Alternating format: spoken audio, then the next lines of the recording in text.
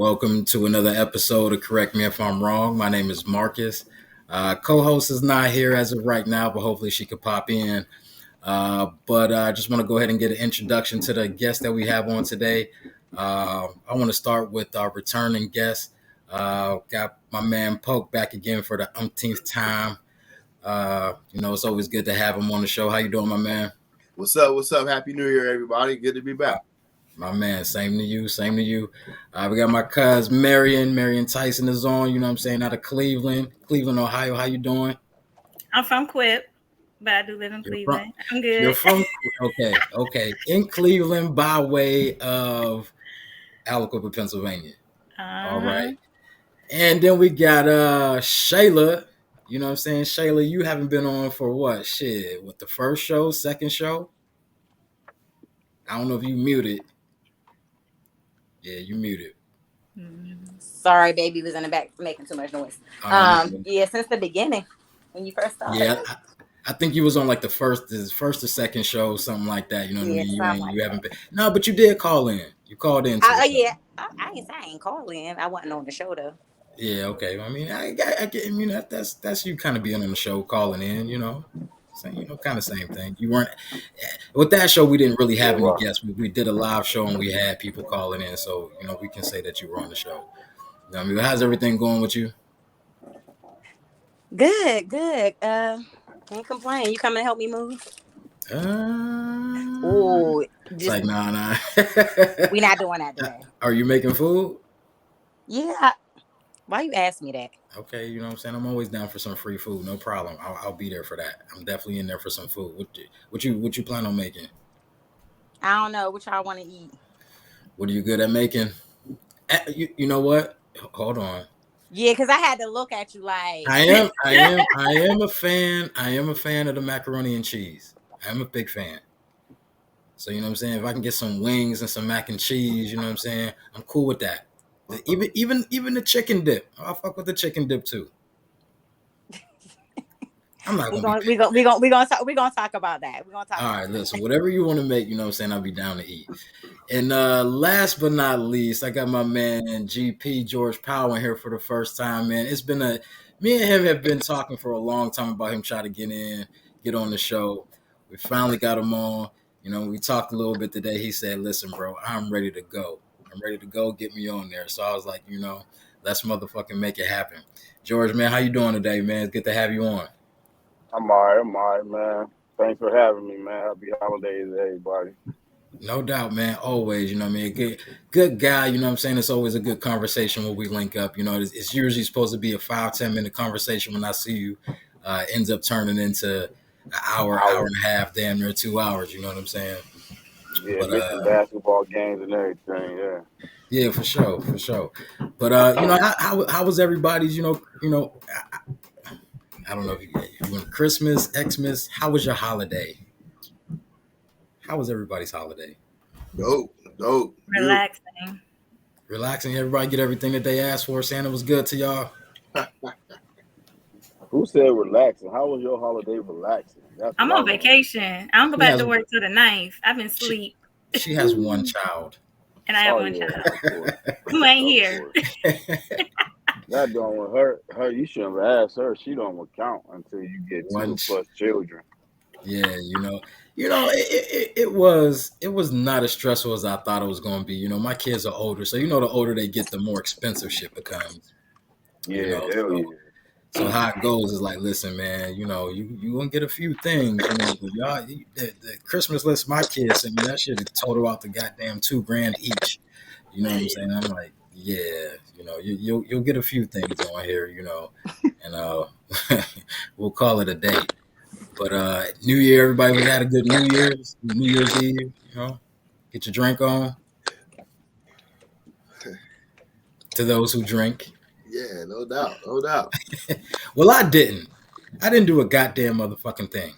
You know what I'm saying? I was going to go ahead out and go do some shit. And then, my kids were saying they was going to come back. They ended up not coming. But nobody wanted to give me the heads up of, hey, Dad, we're not coming. You know what I'm saying? So I'm like, okay, if y'all going to come, I'm going to chill. I'm going to wait for y'all and I'll bring in the New Year with y'all. But instead, like I said, I didn't get a heads up text, a phone call, or nothing to say that they weren't coming. So I ended up falling to motherfucking sleep before 12 o'clock. Woke up at 3:30, and I'm like, God damn, this is the first year in a while that I spent, New Year's Eve into, New Year's by my goddamn self. So, You didn't watch the it is- State game? I watched some of it before I fell asleep. And, my predictions, honestly, I had Michigan and Ohio State in the national championship. I was 0 for 2. 0 for 2. Ain't that some shit, Pope? Yeah, I'm happy you ain't no betting man. I know, right? I'd have been fucked. But God, I mean, it could have gone either way. It could have gone. You know what I'm saying? But it should be interesting. TCU surprised me. I didn't see that coming. I don't know how many people did, but I definitely didn't see that. George, I know what I'm saying. I know you be throwing them bets out there, George. I mean, I ain't see them beating them, but I definitely seen that. I went with them. You went with TCU? Vegas. Yeah, you had to. Michigan ain't never covering a bowl game. They sorry as hell.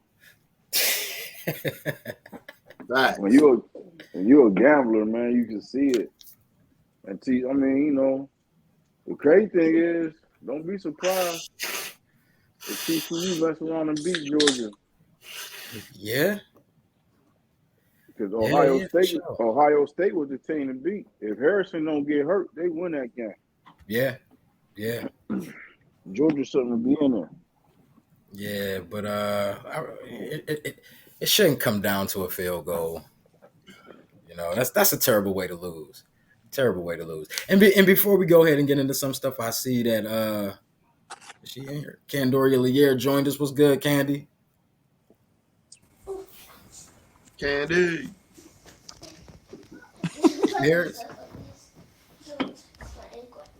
Lier.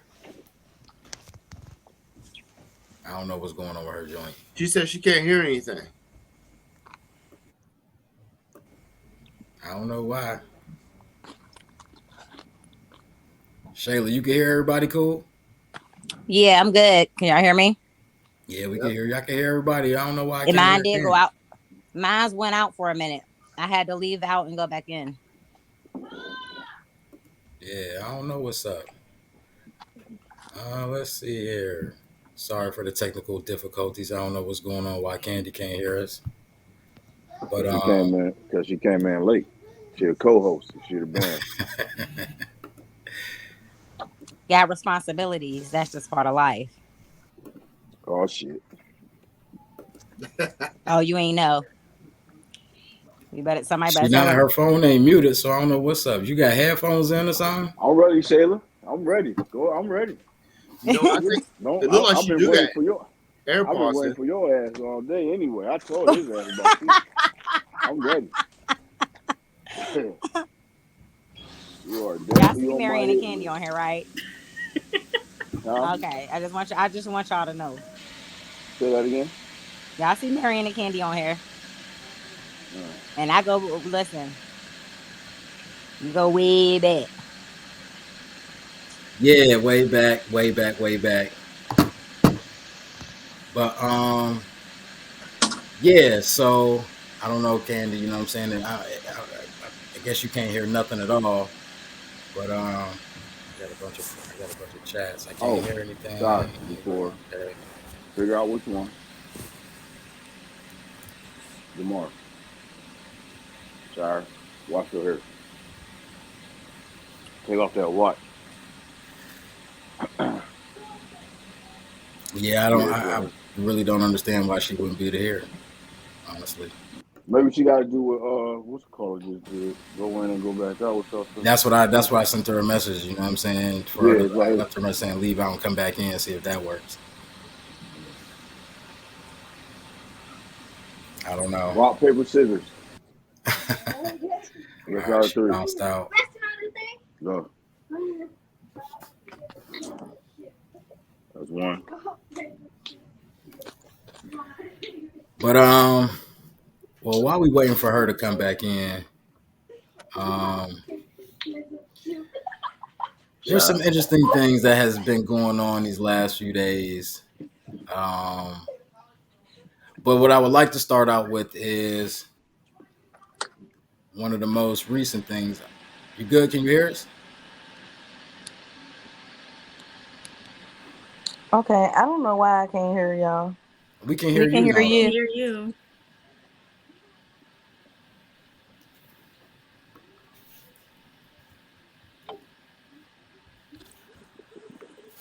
Do you hear that white noise sound that is Yeah, making it was she come showing my back in? mic was working, but I still can't hear nothing. What? Yeah, and your mic settings is cool. You might want to try some AirPods or something. That might help. I don't even know if she got any. Or some headphones.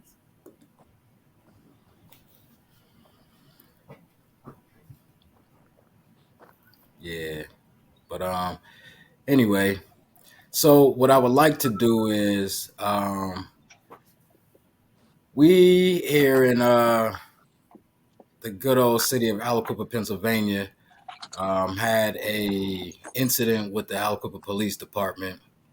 I don't really know the backstory of it. Why the police were called. I was told something about a stolen car. Like I said, I'm not 100% sure of what it is that happened for the police to be called, but they were called. And so what I would like to do before we go ahead and get into that, I would like to go ahead and play the video of it, so you guys can see and hear what happened, and then we can go ahead and talk about that as well. So give me one moment, and we'll go ahead and get into that. All right, if it's gonna work.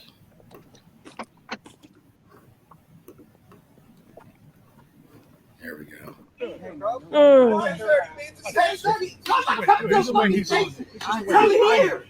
Come here! What the fuck you talking about? I'm right here! Why are you letting this queer ass nigga make you mad? I don't give a fuck, but he's not making me mad. I'm happy as fuck. I just want him to know he can take his fucking badge and don't call you. I'm telling you where you can make me. Everywhere. Your staff sergeant's right here. Just ask him to take your badge off. You just was dick riding him about the fucking talk shit. Lola, come. You just dick riding him about the talk shit. You just call him. He's the boss, right? He's the boss of the shit. He's the boss of the fucking shit, right? Yeah. 60 years old. Yeah. Exactly. No, I'm gonna press around. Lola, come here. I need badge and I need all that. I need your superior, since you're not giving. Oh my god. I know it's in your policy that you have to. Yeah. Cool. No. And your badge. Oh my god. Stop. Enough. It's enough. Lola, come on. Hey! Let's go. Come here. Yep. Yeah. All right. Now you're under arrest. What? What are you guys doing? Nobody even touched you. Sit. Yes, I did. Sit.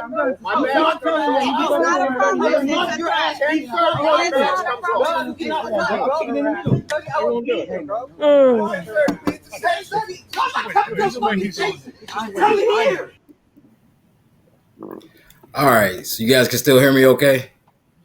Yeah. All right. So that was the first part that kind of led up to, what is going to come next. So yeah, this is where it gets real interesting.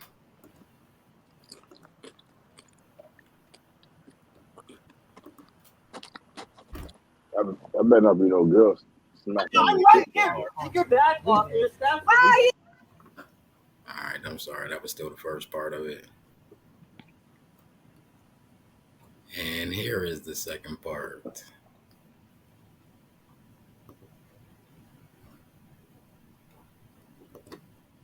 Oh, shit.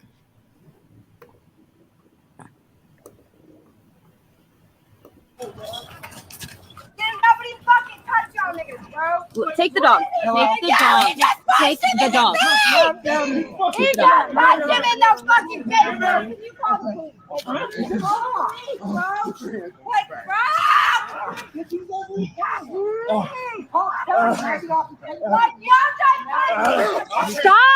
Stop! This is not okay, dude. Stop! You just busted his lips. Stop! Please.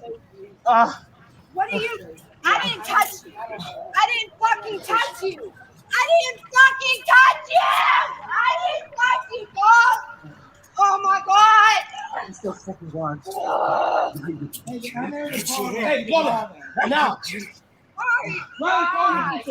didn't even touch you. Lola. Lola, no ma'am. No ma'am, come. Come right here. Stop. Why are you still on? Hey, you.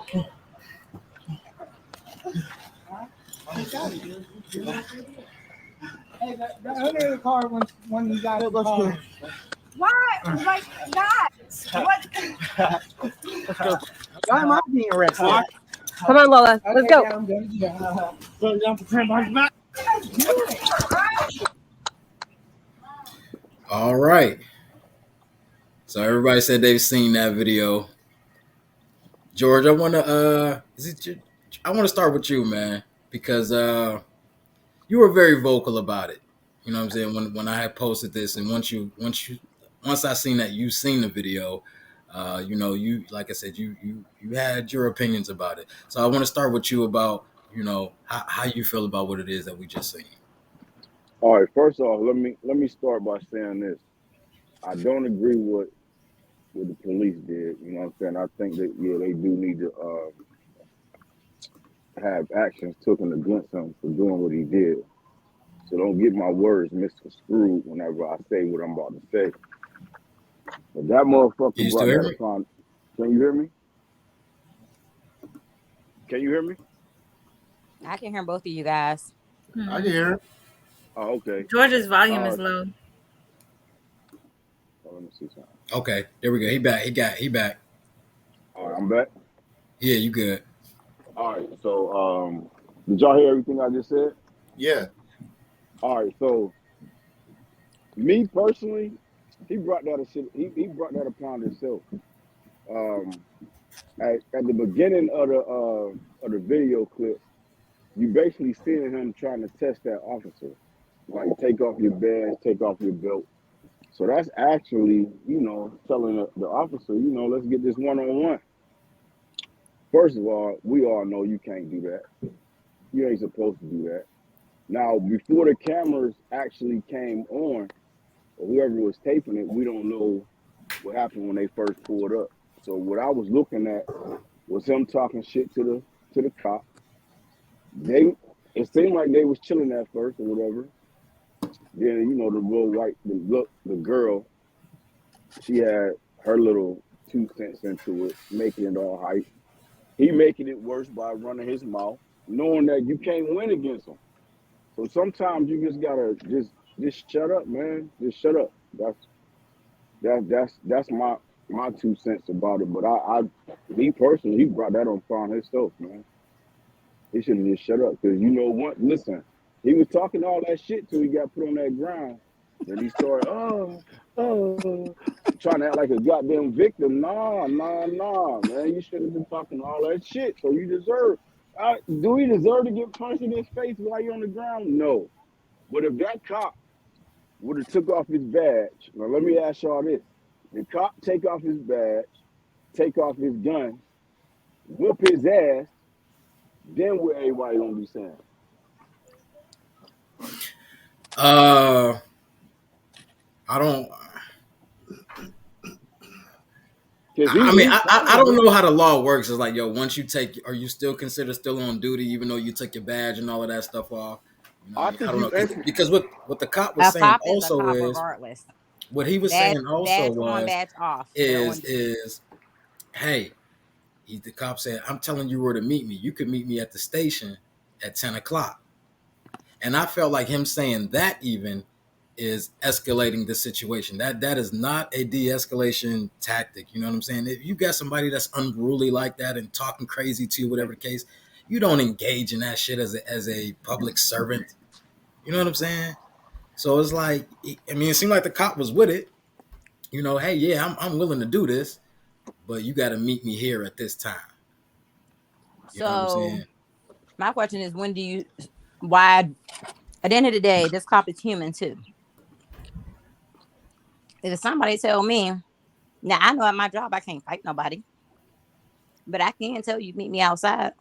Now, is that right? Is that professional? Absolutely not.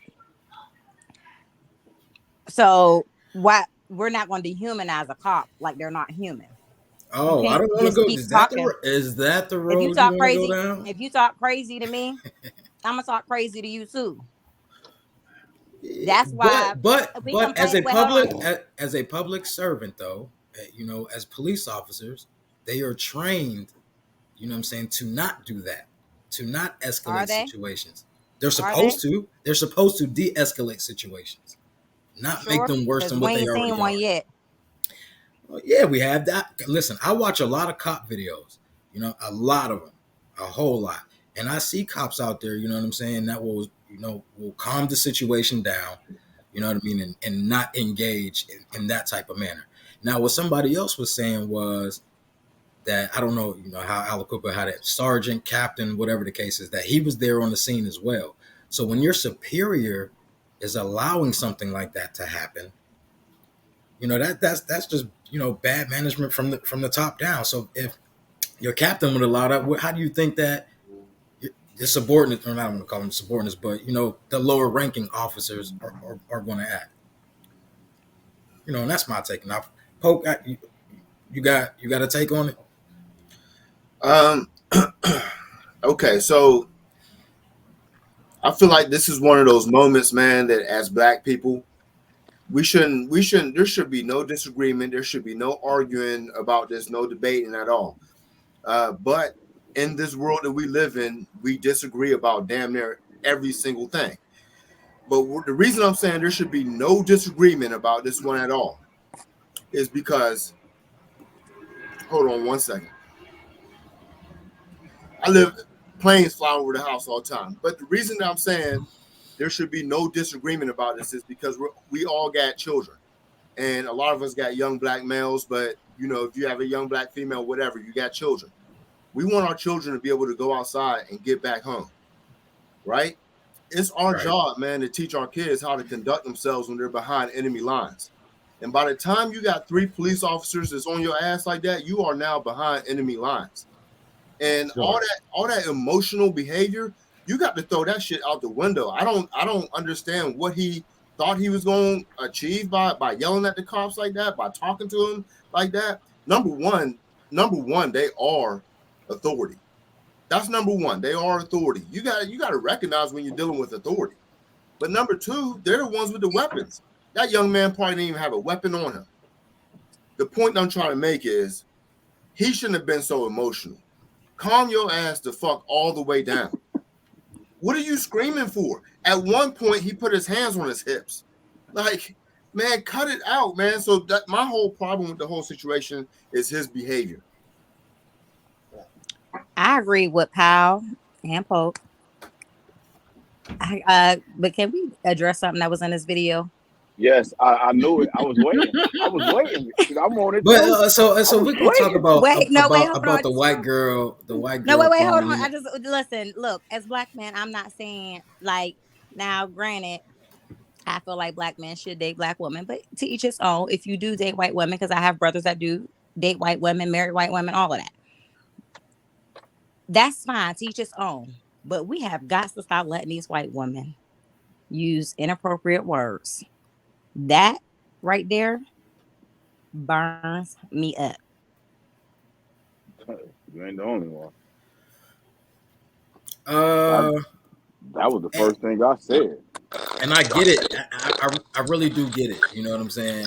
But the way that my mind is working is like, yo, clearly she's around certain Black people and they don't check that. Yeah. You know what I'm saying? So it's like, yo, if you rock with that, you know what I'm saying, and you want to let somebody like that talk to y'all or talk around y'all like that, you know, that's on y'all. You know what I'm saying? We have to stop allowing that. I don't hang out with, well, I don't really hang out with anybody, but Like, I'm ain't no I'm way not one of my around white friends gonna people. be like, I'm not around people of the dominant society who are comfortable enough to say something like that around me. Not not that I'm like this tough guy or no type of shit like that, but they have enough respect, you know what I'm saying, to not speak that way. But even though she was saying what it is that she was saying, that really didn't, it didn't really bother me all like that one way. I felt like, yo, she's a little too comfortable. But somebody got to mute out. Yeah, I don't know who that is. I have no idea what that is. I think that's somebody. Is that somebody trying to talk? I don't know what's going on, but yeah. So I really didn't put too much into her, saying what it is that she was saying, because I'm looking at the issue as far as with, like Poke saying, the people of authority who I feel like who would cross the line. You know what I'm saying? And like I said, didn't de-escalate the situation at all. So like I said, she said what she said is fucked up or whatever the case. And you can tell she was super comfortable saying that. Like she say that shit all goddamn day long. You know what I'm saying? She called the cop a nigga. Why are you letting this clear? She called him a clear nigga. I'm like, what that right there was just unbelievable to me. Right. So I'm like, you can kind of see, and then even kind of when I don't know the young man at all. You know what I'm saying? I've never seen him in my life. But even in the way that he was speaking, you know what I'm saying, he kind of sounded like, you know what I'm saying, he grew up in an area with, around some white folks. You know what I'm saying? That's what I gathered from that situation. But all in all, man, I'm more focused and concerned of the actions of the police officers, and also, you know what I mean. It's like, somebody else had brought it up on that post that I had shared. They were talking about getting some kind of board together and speaking, when police are interviewing to be officers in black areas, why questioning, why do you want to be a police officer in this area? You know what I'm saying? And my take on it is they want to be police officers in areas like that so they can do exactly what it is that they just did and do it with impunity. You know what I'm saying? That's how I feel about it. And then people are like, why don't we have more black officers? That I don't know. I think it would be a good idea to have more black officers because, they come from a certain area possibly, and they know how to deal and how to talk to people who look like them. But also somebody said that sometimes the black officers are worse. Yeah. But was he when he punched the kid, was he already handcuffed at that point? They had one hand behind his back and they were still trying to get the other one. Okay, so really at the end of the day, he didn't do anything excessive then, because at the end of the day, their job is to no, don't get me wrong. Now I'm not defending this. Mm-hmm. Don't get me wrong. I'm just saying by the book though, their job is to get them cuffs on him. And he was giving them a hard time getting the cuffs on. And if they didn't have cuffs on when he punched them, I doubt that he's going to get into any trouble, because at that point he's using equal force just to get cuffs on. They didn't tase him, they didn't shoot him, they didn't, beat him to death or beat him excessively. But you know what I mean? They do got to get those cuffs on him. Like that is their job. So, and I definitely understand where you're coming from, but I'm like, yes, listen, we saw that kid, I don't know how tall he is, but he didn't look like a big guy. And it's three of y'all. Yeah. It's three of you. So you're telling me out of the three of you, that's the route y'all had to go to get cuffs on him? Right. And a lot of times they fake it. They fake like they can't get you arrested. Yeah, absolutely. The whole stop resisting. Yeah. Yo, I'm not resisting. You know what I mean? So I get it, and I'm not defending the cops. I'm not. Right. I'm just saying we got to check our behavior though. I agree with that. You know what I mean? The whole being overly emotional, you know what I'm saying? And then like somebody else was saying, he may have been raised by a single mother. You know what I'm saying? I knew I was gonna get an eye roll. I knew I was. But that's fact. That's really how it goes. That's usually how it goes. Listen to how me and George is talking. Like if that was my son, on everything, I'm kind of skipping past what the cops did. I'm checking my son's behavior. You were acting too damn emotional. And a lot of times you got that happening. And then another part of me, like I tell my kids all the time, Candy, you good? Can you hear us? I can. We can hear you. All right, cool. Candy is back home with us. She finally fucking made it. What I would like to do, you know what I'm saying? Since Happy birthday. Thank you. And that's where I was going to go. Since she is late like motherfucking always, she is never on time for a goddamn motherfucking thing. But I would like to wish Candoria Lier a happy birthday. She is old as motherfucking hell now, but that's all good. You made it 38 years around the goddamn sun. Happy birthday to you. Thank you. Thank you. You're very welcome. Happy birthday. Happy birthday. Happy birthday. Thank you.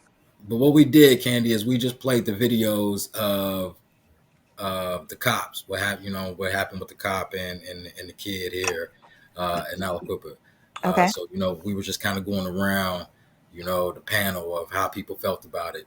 The last thing Pope was saying was that a little too emotional. You know what I'm saying? George, was kind of on the same lines of that. But what we haven't heard from, though, Marion, we have not heard anything from you at all yet. And I know you have something to say, so go ahead and let us hear it. First of all, Candy, what they said was he was a little too emotional, so he must be raised by a single mom. I said it's a possibility. There's a possibility.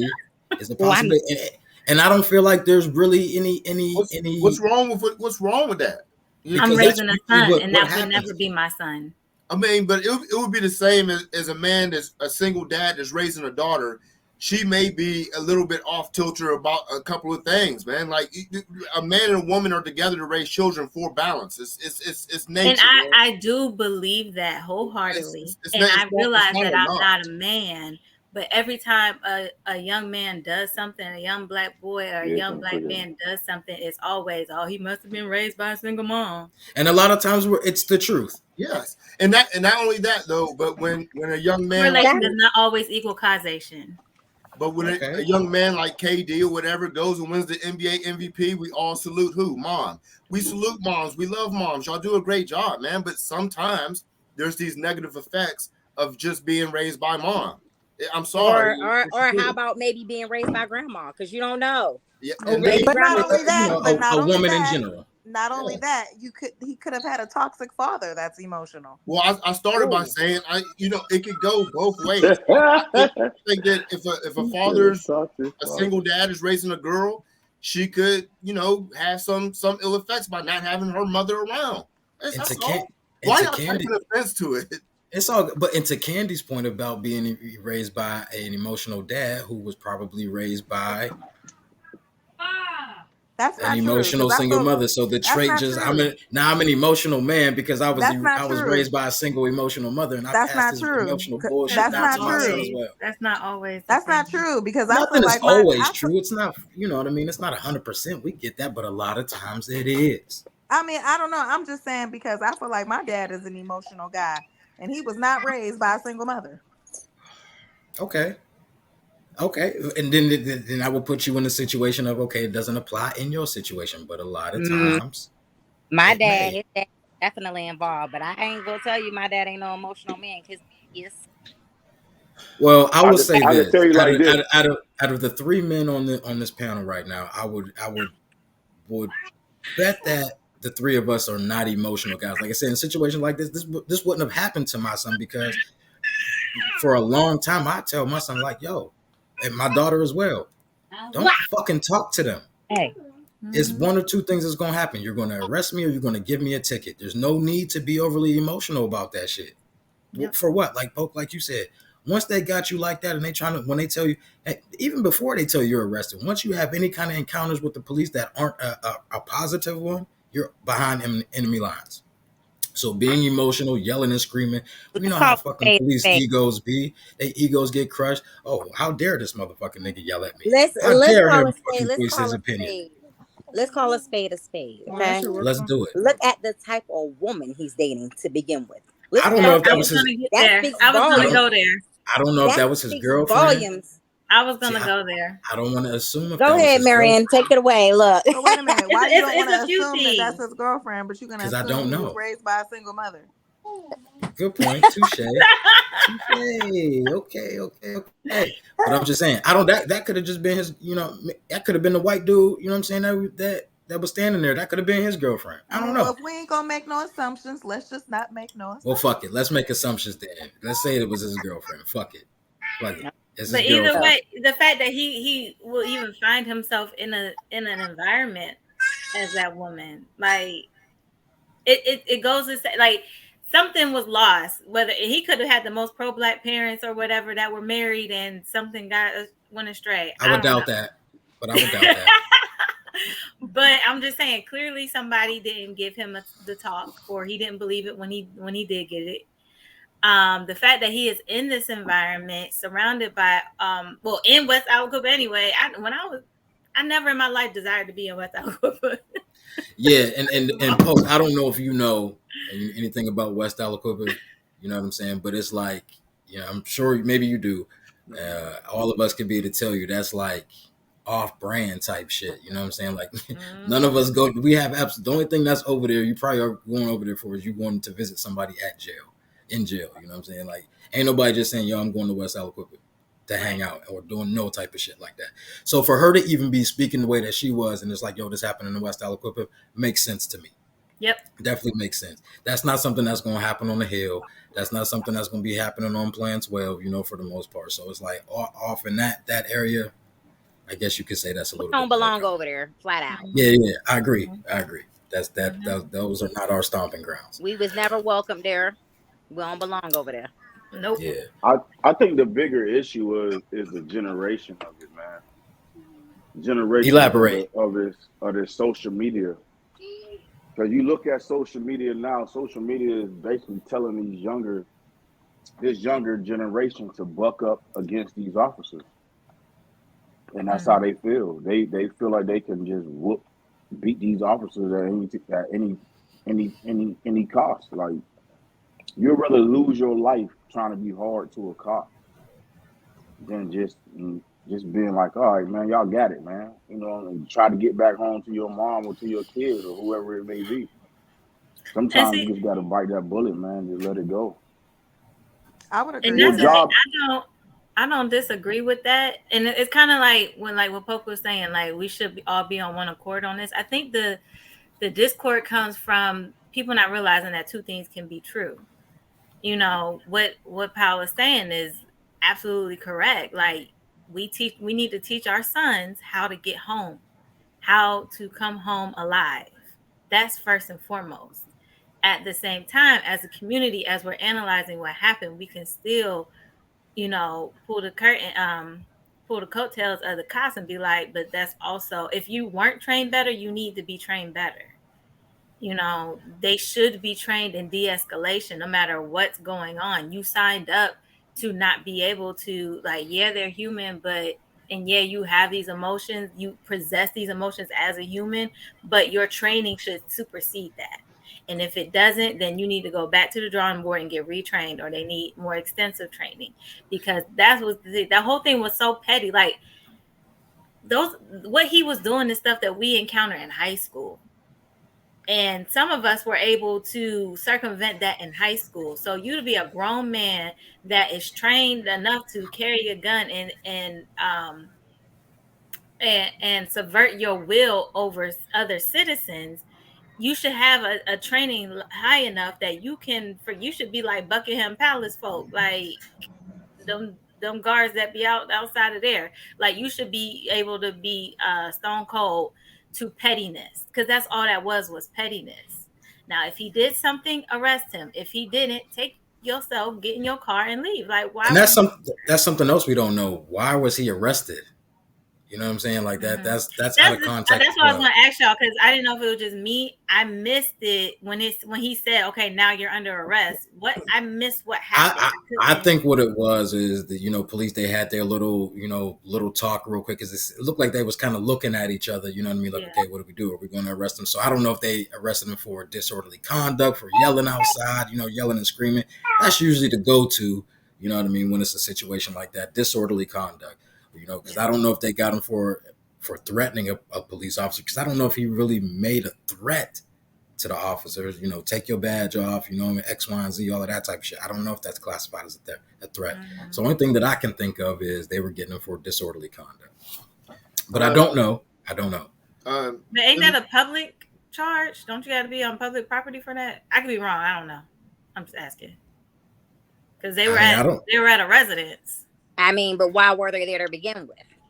Yeah. I was told something about a stolen vehicle, something about a stolen car. I'm not 100% sure, but something along those lines. But the real fucked up part is what I heard in the video was the person it seemed like the person who was filming. She said, the girl who was, throwing the N-word all over the place. The girl who was filming said, "You're the one who called the police." You know what I'm saying? So you call the police, then they go to arrest them. You get upset, you want to help him, or resist him from being arrested and all of that, and then everybody ends up going to jail. I hope this ain't what it sounds like. Because more on one occasion, I've heard stories of Black men who choose to date white women or hang around because we don't know if that's his girlfriend, and the white woman will call the police as a scare tactic, not fully understanding or not caring or willing to be aware of the fact that is a death threat. Oh, hell yeah, it definitely is a death threat. Yeah, so, which is why I am staunchly against interracial holiday. Yeah, people, it's like a Karen type of deal, you know what I'm saying? Weaponizing the police. Mm-hmm. You know what I mean? I know if I call the police and cry victim hard enough, you know what I'm saying? It's a Black man that I'm calling on. There's something is going to happen. Mm-hmm. But I don't play that police shit. You know what I'm saying? Like I'm not with that shit. You know what I mean? And like I said, I tell my children all of the time, you don't talk to them unless you absolutely have to. And you know what part of the problem is? What happens to it being more faces like us in that field?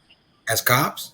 Yes, because specifically, I was protected by having Black chiefs of police.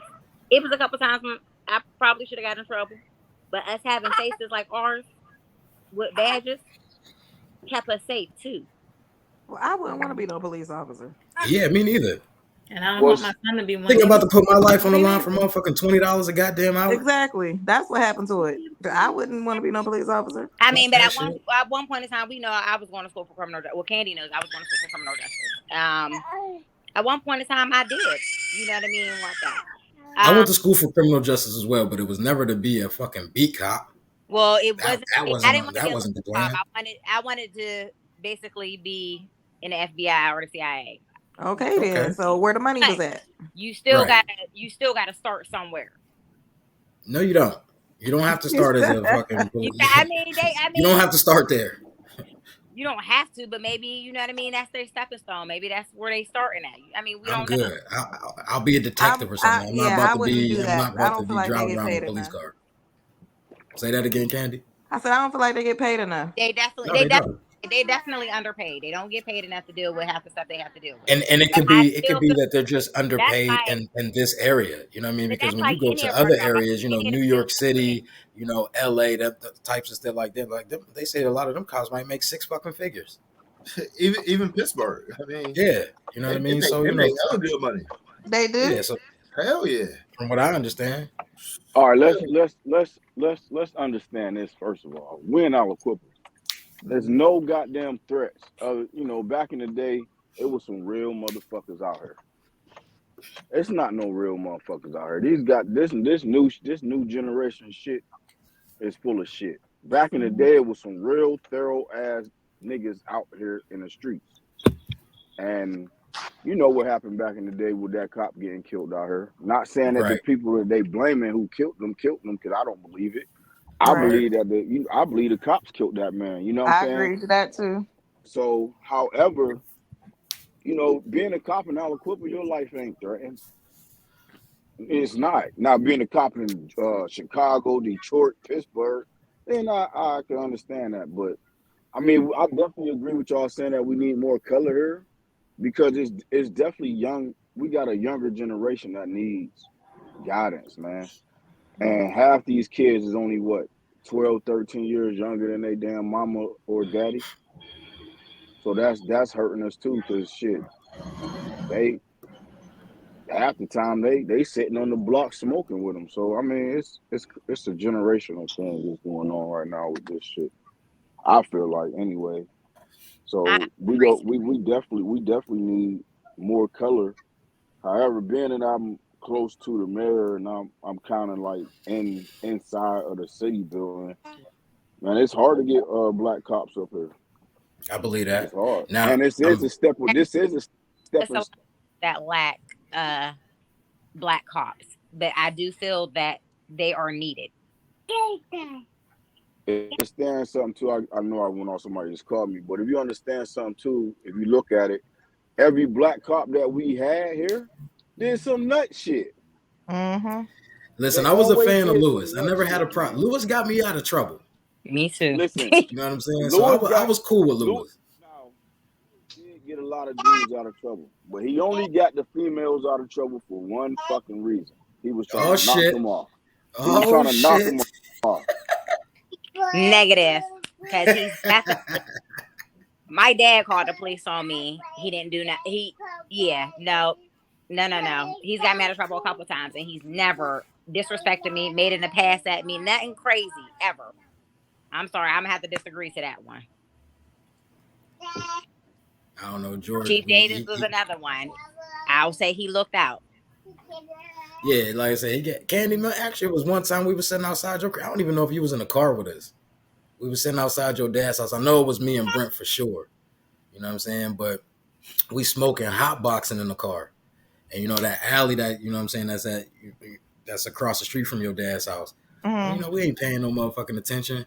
You know, car fucking full of smoke. Lewis come through, shine that motherfucking spotlight on us and shit. I knew he knew what was going on. So, you know what I mean? I'm trying not to roll my window down, but I got to, so I crack it a little bit. He's like, who is that? I say, oh, it's Pettis. He said, oh, man, just stay out of trouble. He kept it moving. And that's any other motherfucking cop, it's going to be a goddamn problem. You know what I'm saying? But because it was Lewis, and you know what I'm saying, I you know, never gave him any trouble, and, you know, we had a good relationship, I guess. You know, he just kept it motherfucking moving. Y'all remember when I had that two-tone van? Yes. He pulled me over and told me a lot of drug dealers had that vehicle. And he basically let everybody know that was me, so I didn't get pulled over anymore. I got pulled over just for driving a vehicle that a lot of known drug dealers were renting, because I bought it from, you know, little ghetto thing. Well, shout out to Officer Lewis. I haven't seen him for a long time. I hope he's doing all right. You know, but like I was telling somebody else, you know what I'm saying? It's really hard for me to defend the police. I don't really have much sympathy when certain things happen. I don't want to say I'm anti-police, you know what I'm saying? But it's just like, damn, y'all work for such a fucking corrupt machine. You know what I'm saying? It's difficult. It's difficult to defend you guys. You know what I'm saying? So I just don't. The best remedy for me is I try to stay far the fuck away from them. I don't have anything to say. If I get pulled over in any case like that, you know they always want to hit you with the where you're going, where you're coming from, all of that bullshit. And it's just like, man, just go ahead and do your job. I don't have anything to say. I'm not answering no questions, none of that. I give you my license, my registration, my proof of insurance. You're gonna give me a ticket or you ain't. I don't have shit else to say. You know. But, you know. Anybody else got anything that they want to touch on that subject? Nah, man. I mean, you know, for the most part, my experience in my life, man, I never really had like too many issues with police officers. I had one terrible situation, and it happened to be a black police officer. But for the most part, man, if you know how to speak to these police officers, man, you're gonna alleviate yourself with a lot of problems, man. Even national news, a lot of the situations that we see, if you really just take a step back and look at it, yeah, the cop was wrong, but man, if you speak to these people the right way, man, you might be able to skate and get home, and then, you know, report them and live to fight another day legally. You know what I mean? I agree. All that yelling and suck my dick and all that stuff, man. Yo, man, I think you said something about his wife sucking his dick too. I was like, damn. Come on, man. So you know, like the sister said, like, you know, don't dehumanize the police By the time I got to wrestle with you and get you down and fight with you to get the cuffs on, and you talking about my wife sucking your dick, man, I might punch you in the face too. I really might. And that's why you're not a cop. But I was a correctional officer though down at BCJ, and I never participated in none of those extractions and antics. I never suited up. I never had those problems that they have. I never did none of that. Yeah. Now let's say you know, cops like this who do who are completely in the wrong and they are using excessive force. You know, and it's like when the city gets sued or the department gets sued, like that doesn't hurt that cop. And I feel like shit like that should change. You know what I'm saying? Because they have the qualified immunity. You know, if I'm doing X, Y, and Z in the progress, you know, in the means of my job, then I'm not going to really face any consequences. Yeah, I may get fired or I may get suspended without pay for a little bit or a case like that. And even being fired, they don't get fired. We know they just get transferred. You know what I'm saying? But I think it should be something as far as, you know, the citizens of that city or township or whatever the case is should not have to be the ones who are paying this $2 million settlement or X, whatever the amount is. You know what I'm saying? Because it's just like, okay, well, this cop is just going to keep doing shit like this. I think there should be some kind of consequence for the cop, if not criminal charges. You know what I'm saying? When they talk about the pension. You know, something that's going to hurt his pockets. And I feel like if we seen more of that, then I feel like maybe police wouldn't do things like that. You know what I mean? Because it's like shit. Because what we do know is, you know, what the dominant society does, what they do understand is loss of money and loss of life. And that's it. You know what I'm saying? So outside of those two things, it's like, well, fuck it. I ain't really getting in no trouble. I fucking keep doing this. I can do it with impunity. And one thing I appreciate that's happening here in Cleveland is they just swore in a police commission that's all citizen based, and there was criteria for that commission. They needed like one person that fit each criteria. So they needed a lawyer, they needed somebody that was 30 or younger, they needed people who were disparaged by the police or lost a family member from the police. Like there were certain criteria that they had that all these people had to meet to make up this commission of citizens who will then be the people who review the actions of the police. So I think that's dope. I think every city, or at least that's cool. I like that. Mm-hmm. Yeah, for sure. So, but then my radical view is, which is it would take a lot of reform within our own community, is we need to police ourselves. I wish our men could just come up and have a, you know. I agree with that. 100%. Rated thing of the neighborhood watch, and we would police ourselves. I really wish. I mean, like on some Black Panther type shit. You know what I'm saying? They policing our own neighborhoods. Yep. And I agree with that. If we were able to do that, but I feel like that call, you got to have some kind of unity. You know what I'm saying? To do that, and we all know at this point in time right now, you know, that is in our community that isn't really something that we have. Yep. So it would definitely be nice, but I mean, policing your own, that also causes you to do things to, you know, that will never work. A friend. Say that again, George. That will never work. Why you feel like that? Man, people's egos, pride. Yeah, it would take a certain mindset. Like the mission would have to be above all of that. You gotta look at it like this. I ain't knocking nothing with that fathers group, right? The fathers group that go up to the school and stuff like that. Do you think anybody that's 21, that's in the streets, between 21, 25, whatever you want to call it, that's in the streets, that's out here making a decent amount of money in the streets, it got like 20, 25,000 on there, is going to listen to a dude that's working a 9 to 5? Seriously? Because the first thing that these youngins gonna say is, man, chill out, man. I make more money than you. I can take care of you. And then I assume though, if we're policing our own people, we got the ability to put them in cuffs and right? I mean, like, will we have our own judicial system? Well, that's actually on the show. If y'all watch The Chi, you'll see on The Chi where they try to do that. I'll say I can see the complications in it. I don't think that would necessarily 100% be a good idea. Because we gotta something would have to happen because what the fuck is going on isn't working. It isn't working. What's happening?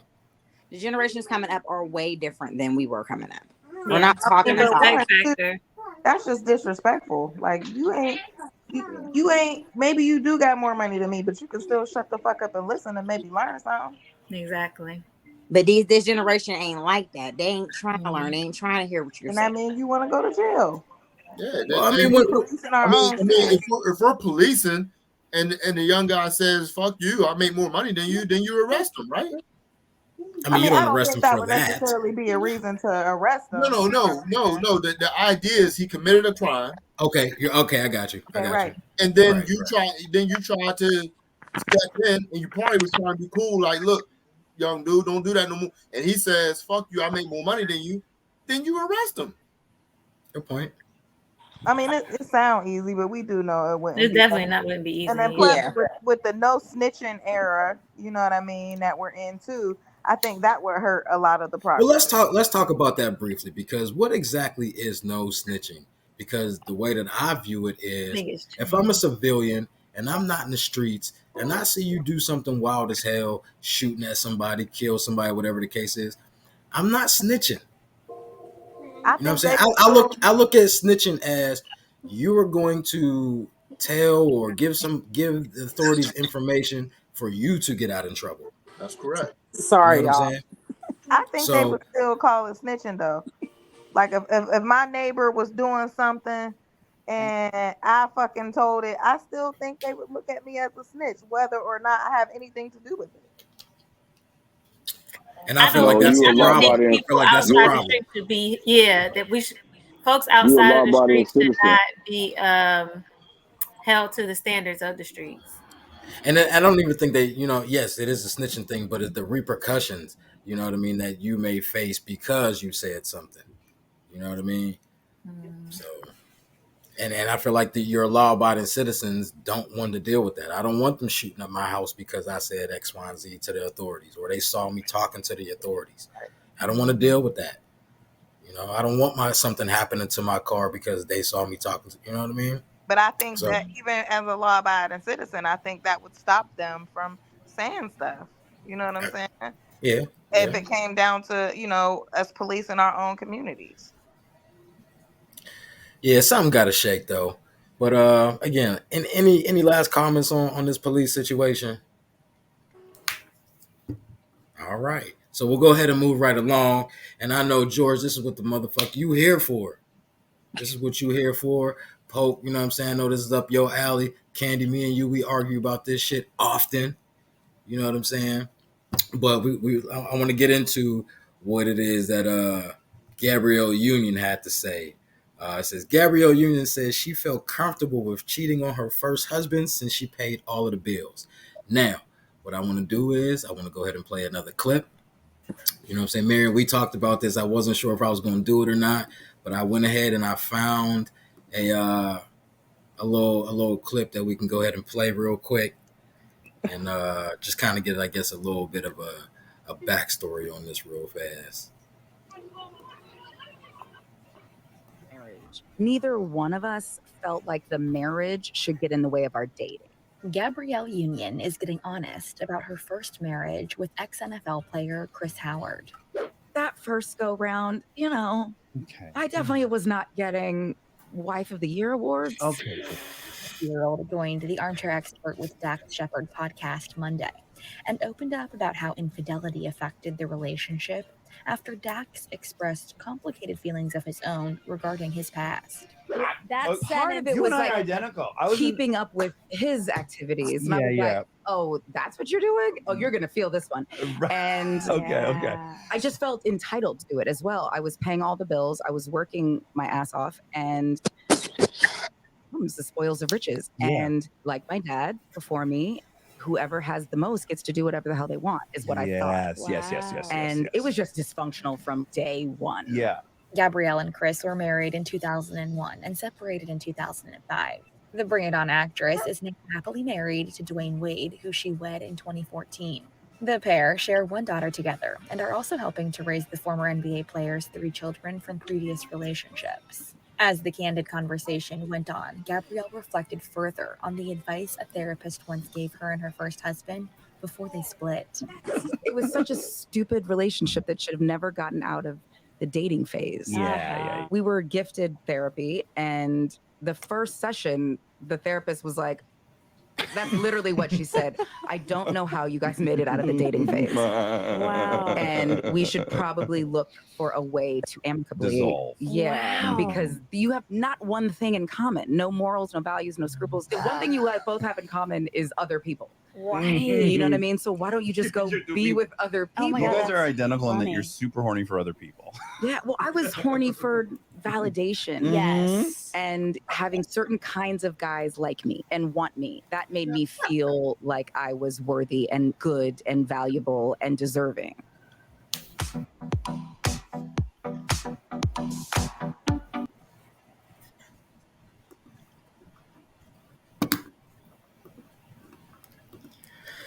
So very interesting. Nobody got no comment, huh? Everybody just smiling about that. Very I got a interesting. comment. Go ahead, Mary. Let's hear it. I'm gonna say, partially, I mean, we're here for fun, and I am interested to hear what everybody else had to say. But she said it was dysfunctional. It was wrong.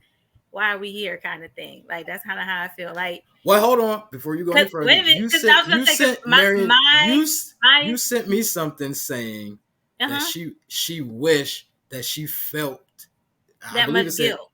She wished she felt more guilty for doing it, which tells me is that bitch didn't give a fuck about she him. was cool with doing that Somebody shit. she should never have been married to. It was not a good marriage. She should have never married that person. It was dysfunctional. She clearly didn't respect that man. Yeah, but she also said like the marriage was not right. Like she's not saying like, yeah, and she said she felt at the time entitled, but I didn't get that she was justifying her actions. She just gave what her 20-something-year-old brain was thinking at the time. So it's like my idea is that any monogamous relation, anytime you get into a contract with somebody, a social contract with somebody, that you're going to be monogamous. If you cheat, man or woman, you are wrong. Full stop. So go ahead, Lear. He said the one thing they had in common was other people. So she wasn't the only one cheating. Yeah, right. Exactly. They both were cheating. Exactly. We'll get back into that. Candy, I know you had something to say. Go ahead. Okay, yeah. So I'm gonna kind of piggyback off of what she said. I don't really think that it's right for anybody to be cheating, whether they pay all the bills or not. Here we go. Let's go. Let's do it. Because that's what this was about. She felt she was entitled to cheat because she was paying all the bills. Okay, so whether it be man or woman, I don't feel like that's right. I'm not saying, yeah, girl, you go ahead, girl. Like, no, that's definitely not how I feel at all. I just feel like there's no double standard on that. Like, you wrong. Like she said, if you're going to be in a monogamous relationship, I feel like that's how it should be, whether or not you're paying all the bills or not. Now, if he chose to deal with that, like, hey, she's cheating on me and he want to be faithful or still want to be there, then, hey, that's on him. But my personal opinion is I don't think that's cool.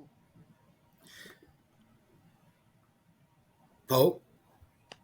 All right, so much wrong here. So much wrong. Number one, I always pay a lot of attention, especially being somebody that's divorced. But I always pay attention to the person that's doing all the talking. Okay? That's the person that's trying to control the narrative. So now we're at a point where we're like, well, she said, and she said, that's only one side of the story. And it's her side of the story. And the spin also goes, hey, I was in a dysfunctional marriage. Now it sounds like they both were dysfunctional. when it probably was just her that was dysfunctional. Then she says, "Oh well, I paid all the bills. I paid all the bills." Let's be real. Gabrielle Union is a C-list actor at best. Okay, this brother was an ex-NFL football player. They both had a little bit of change, but now that she could just get out and control the story, she could just tell everybody, "Oh, I paid every single bill." Like, I don't know if anything that she's saying is true. Nothing at all. And that's really my only point. I don't trust her. She's not a trustworthy person. And for her to say that she cheated and she felt entitled to cheat, and that's a whole nother level of dysfunction and toxicity right there. It's one thing to cheat, but to say you felt entitled to cheat, I don't got no more rap for you. You can't say much of anything. I don't trust you at all. Your trustworthiness and credibility is out the window. But you heard what she said about my dad said that part. But my dad said whoever has the most can do what they want to do. But I don't feel like that's a rare opinion. So again, I go back to the fact that he's an ex-NFL football player. So now we don't even know if she's telling the truth about the fact that she was making all the money. We only heard her side. This brother didn't come out and say a damn bad thing about her. Okay, so they both came to the table. And also, I would like to mention, when they did get married, at the point where they got married, it was to her benefit to marry him because he was the NFL player. It wasn't to his benefit to marry her. So when they did get married, it was just like Lala when Lala married Carmelo Anthony. So him being the NFL player, but now that he's not an NFL player no more, and now that they're getting LGBTQ checks from their son or their daughter or whatever, now she feels entitled to throw him under the bus even more. So no, I just ain't feeling Gabrielle Union. She's not. Everything that comes out of her mouth is toxic and dysfunctional as hell. It was a comment also made because I posted this on Facebook. It was also a comment made saying, "I guess D Wade pay all the bills." No, because she run that house. She runs that house. And then I was gonna play the clip as far as you know what I mean, and talking about their sexual escapades and all that kind of stuff, which kind of would insinuate that she does kind of wear the pants in that relationship, but I won't do that on at this point. But is that okay? I'm sorry. Go ahead. I'm sorry. This is my last point. I know I can be long-winded, but as far as if she did pay all the bills, if that is in fact true that she paid all the bills, fellas, like, you got to be honest. That's no different than us when we pay all the bills and we're doing some shit. Because I'm on record, I have said, if a female marries some NBA player or NFL player and he's uplifting her whole entire lifestyle, then she can't be mad about every little tiny little thing that he's doing on the side as long as he's been respectful. So that do go both ways now. That do go both ways. But I'm saying that I don't believe Gabrielle Union, and I believe that it was real low of her to try to throw this brother under the bus, and he ain't saying shit about her. Look, man, I don't give a fuck about none of that shit. Listen, if you make all of the motherfucking I don't know how women feel about this, but me personally, I don't give a fuck if you make all the goddamn money, and I know you out there fucking. I'm gonna get me some other pussy too. Fuck all that shit. Okay, that's just how I feel. I don't feel like she badmouthed him. I felt like she just stated how she felt the relationship went. It would be badmouthing him if she's lying. If she's not telling the truth. If she's saying she paid all the bills and she didn't, that's y'all speculating. Off of y'all personal feelings for her. No, I don't think so, because it's hard for me to believe that, like Poke said, a professional NFL player, and this is early in her career, what 20s? She's in her 20s. Bring it on, pretty big. Okay, I mean, as an NFL player, it's not like he's making fucking $50,000 a year. You know what I mean? I can see if she was dating somebody that worked at Sears. Okay, that's like saying y'all don't see drug dealers that ain't never took care of their kids. So this nigga walking around with a pocket full of money, but he ain't taking care of his kid. Make it make sense. That's not the same. It is. That not at all. I don't believe that's the same at all. You can have money and not pay bills. You can have money and not pay bills. Tell me where you can live and not pay bills. And you this is where I live. Off of a woman. At your baby mama house. Do it every day. Yeah, if I'm living at my baby mama house, why would I be living at my baby mama house and I'm a millionaire? It don't have to be your baby mom. I know somebody right now live with a woman, and guess what? They got no kids together. And guess what? He lives scot free. Bills are paid. Okay, but again, as a millionaire, you're not saying. I do not believe that she paid all of the fucking bills and she's just letting this millionaire ass nigga live with her. Put it past nothing, because I don't believe do it every day. People do it every day. I don't know any millionaires that do that. I mean, I don't know many millionaires, but you know what I'm saying. You know his contract was $1 million contract because I know it wasn't under $100,000. Okay, but do you know what kind of house they lived in? Do you know what she did prior to 2001? Was she doing stuff that she had a bank account built up of money? Because because we didn't know who she was, don't mean she wasn't making money. So basically, what we're saying is we're just going to go off of her word, and that's that. Right. I mean, because I'm just saying here talking about clock her pockets because he was an NFL star. You're clocking her pockets too now because you're like making it seem like she didn't have money. I never made it seem like she made this amount of money.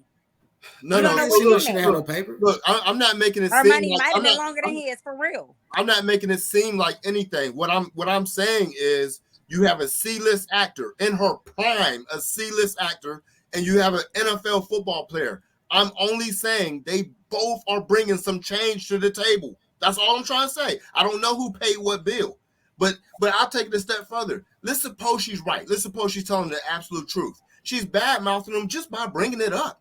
You divorced the man. It's completely over. It's been over a decade, and you're in a whole nother marriage. Let it go. I think she was speaking on her toxic ways, though. I don't think. Yes, she was calling herself. She was speaking. Yeah, she was saying where she went wrong. The things she did that was wrong. She said, "This is what I did, and I was wrong." Then what does that have to do with how much her paying all of the bills? Exactly. We're just talking about why she felt like she had at the time. She said that's how she justified it in her mind that it was okay. Yeah. Okay. She felt and like that was wrong of her. Did this. Listen to this. If I'm going to talk about my last relationship, and I'm going to tell y'all where I went wrong and what I did wrong that was dysfunctional, and I'm talking about myself. Why in the world would I say, yeah, and she ain't paid nothing?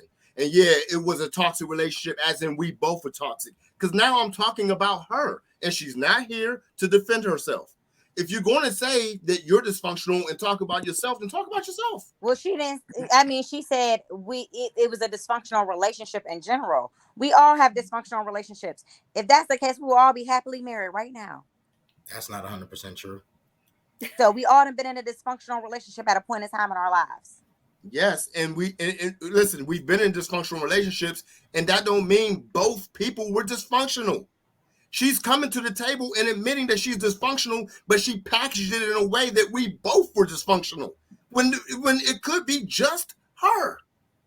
I mean, that may be true, but the initial statement was, I felt like this was cool because I was paying all the bills. So she wasn't talking about him necessarily. She's just saying, just like you said, Pope, because that's what I was going to say. It's no different from when a man pay all the bills and he feel like he can do whatever he want to do. It's really no different. I don't feel like it's right, but it's no different. So it's just low. It's just really, really low to say a man didn't pay no bills and he's not there to defend himself, or to say, no, that's not true. That's just low. That's low down. Maybe he moved in the house with her. Maybe what happened, actually. Maybe, but the point is, and people blow through money every day. Like, you know what I mean? Some people don't invest that money, and you'll be surprised how many people had big money and it just disappears. And you be like, how did you blow? What happened to your money? You think that was the situation? Honestly, I don't know. I don't know what. Am I making a point? Is. Am I making a point? I felt like she more so spoke on herself. I don't feel like she was bashing. I won't waste my time anymore. All right. So now my question is, damn, I guess Candy dropped off. I don't know if her phone died or whatever the case is. But now my question is, for the ladies, are you upset? How do you feel? Your man pays all of the bills. You do nothing. You work or whatever money it is that you bring in. You don't pay any bills. You pay for absolutely nothing. But he's doing what he want to do. Are you accepting of that? I've always said to you, Marcus, that a teacher would be able to get my attention before an NBA player would. For that reason, I'm not signing up to be in no poly nothing and no open nothing, no cheating nothing. I don't care what you pay, what you don't pay, or whatever, what I don't pay, what I go to work. I'm not being in no monogamous relationship that ain't monogamous. All right. So which goes to the next deal of, so are you cool paying 50 half of the bills? Yeah, I'd rather not, but I will. Why not? Why would you works. rather? So what would you rather? I would rather stay home with my children, especially young. Like with my son, me and his dad are not together now. All right, scrap all that young shit right now. No, I stayed home. I stayed home and did not work, and I only went back to work because I worked for the university when it was time to go back to school. I stayed home for 10 months with my kid. So my point is that whole 6 weeks off, 8 weeks off after you have a baby is BS to me. I don't ever want to have to do that. I didn't have to do it with the first one when I was 21 and broke. I ain't gonna try to do it again in my 30s when I have a career.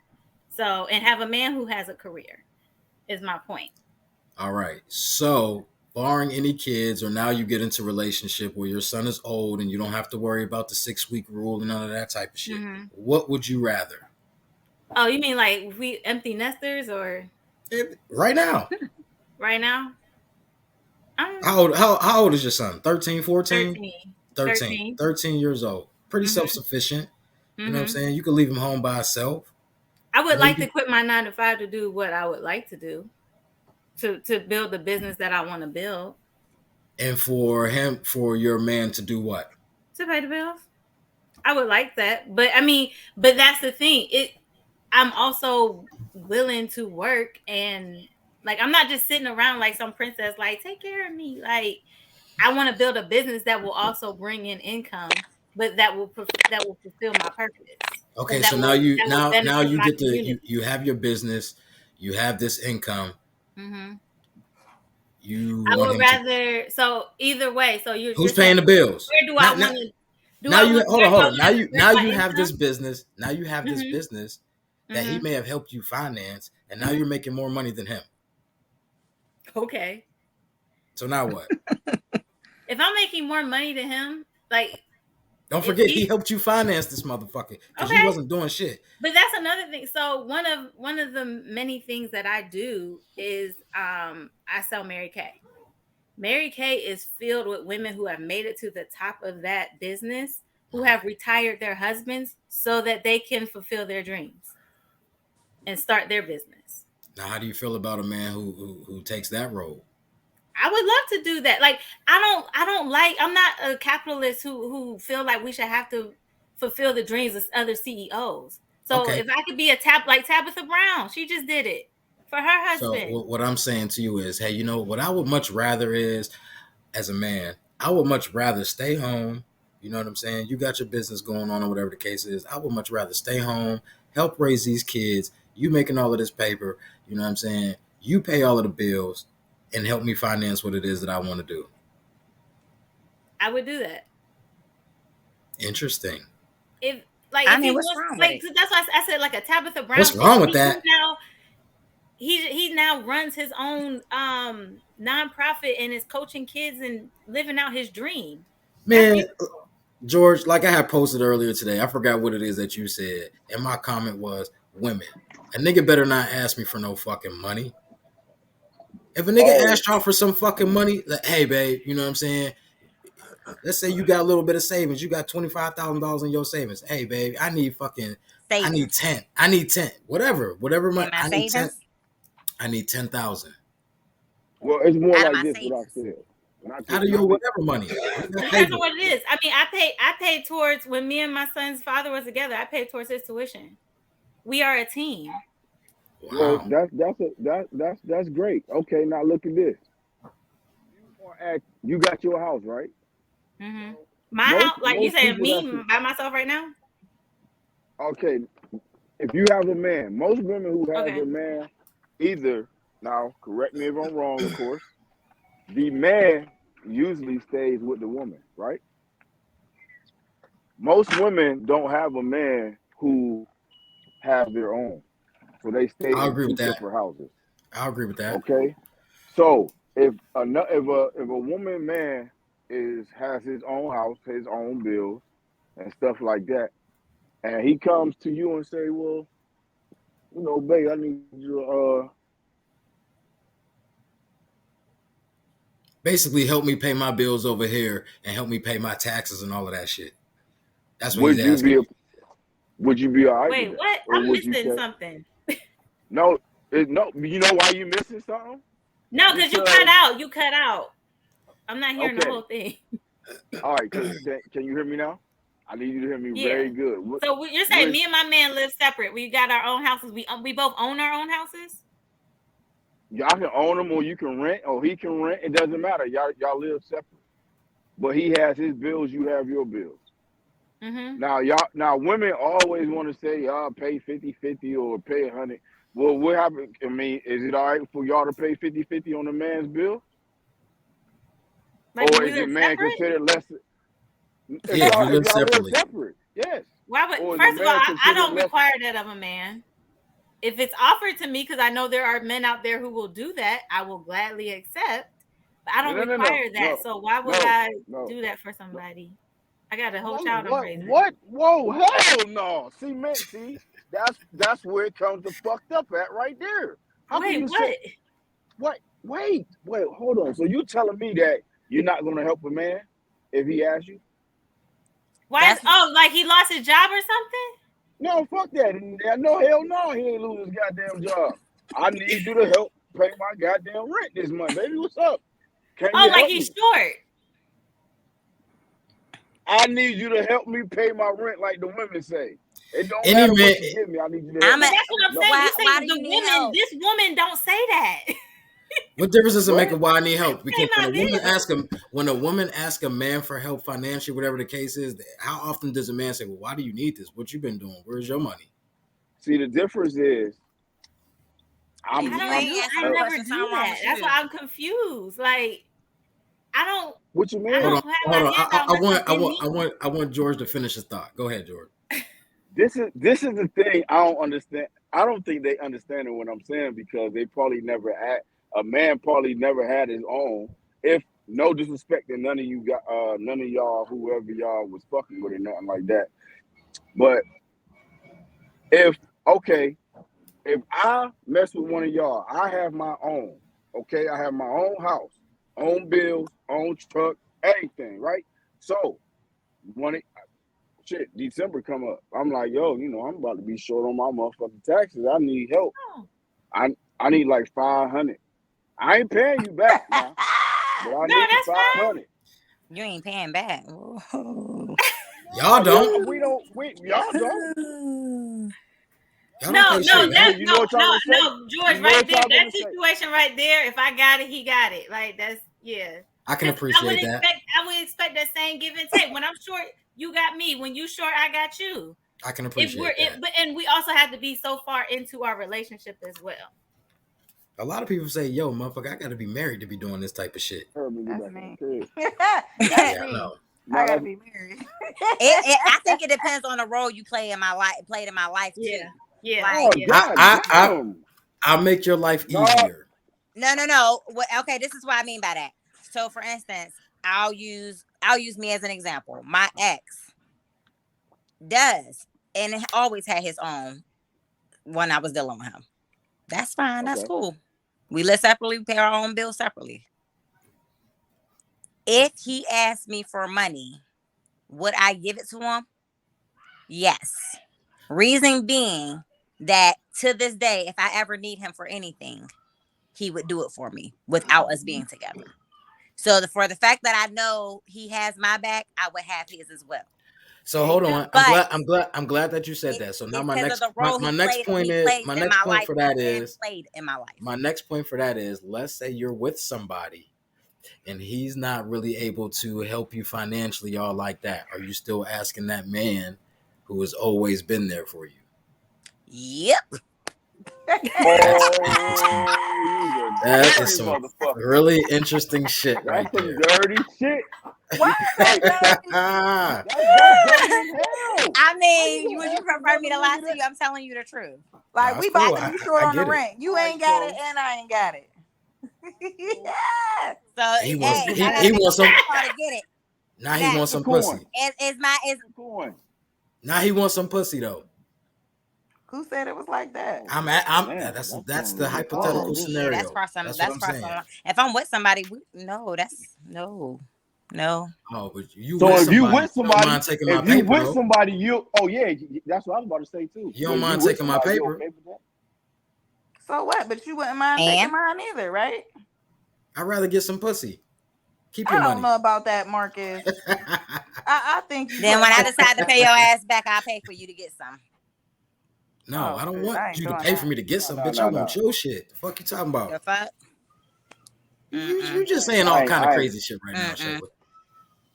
I don't want to hear Why? that. Because why do you I have really, to? I really somebody believe. give you money, you I feel really like they believe owe when it you comes respect? down to it. I really That's believe when like it comes that's a down to prostitute. it.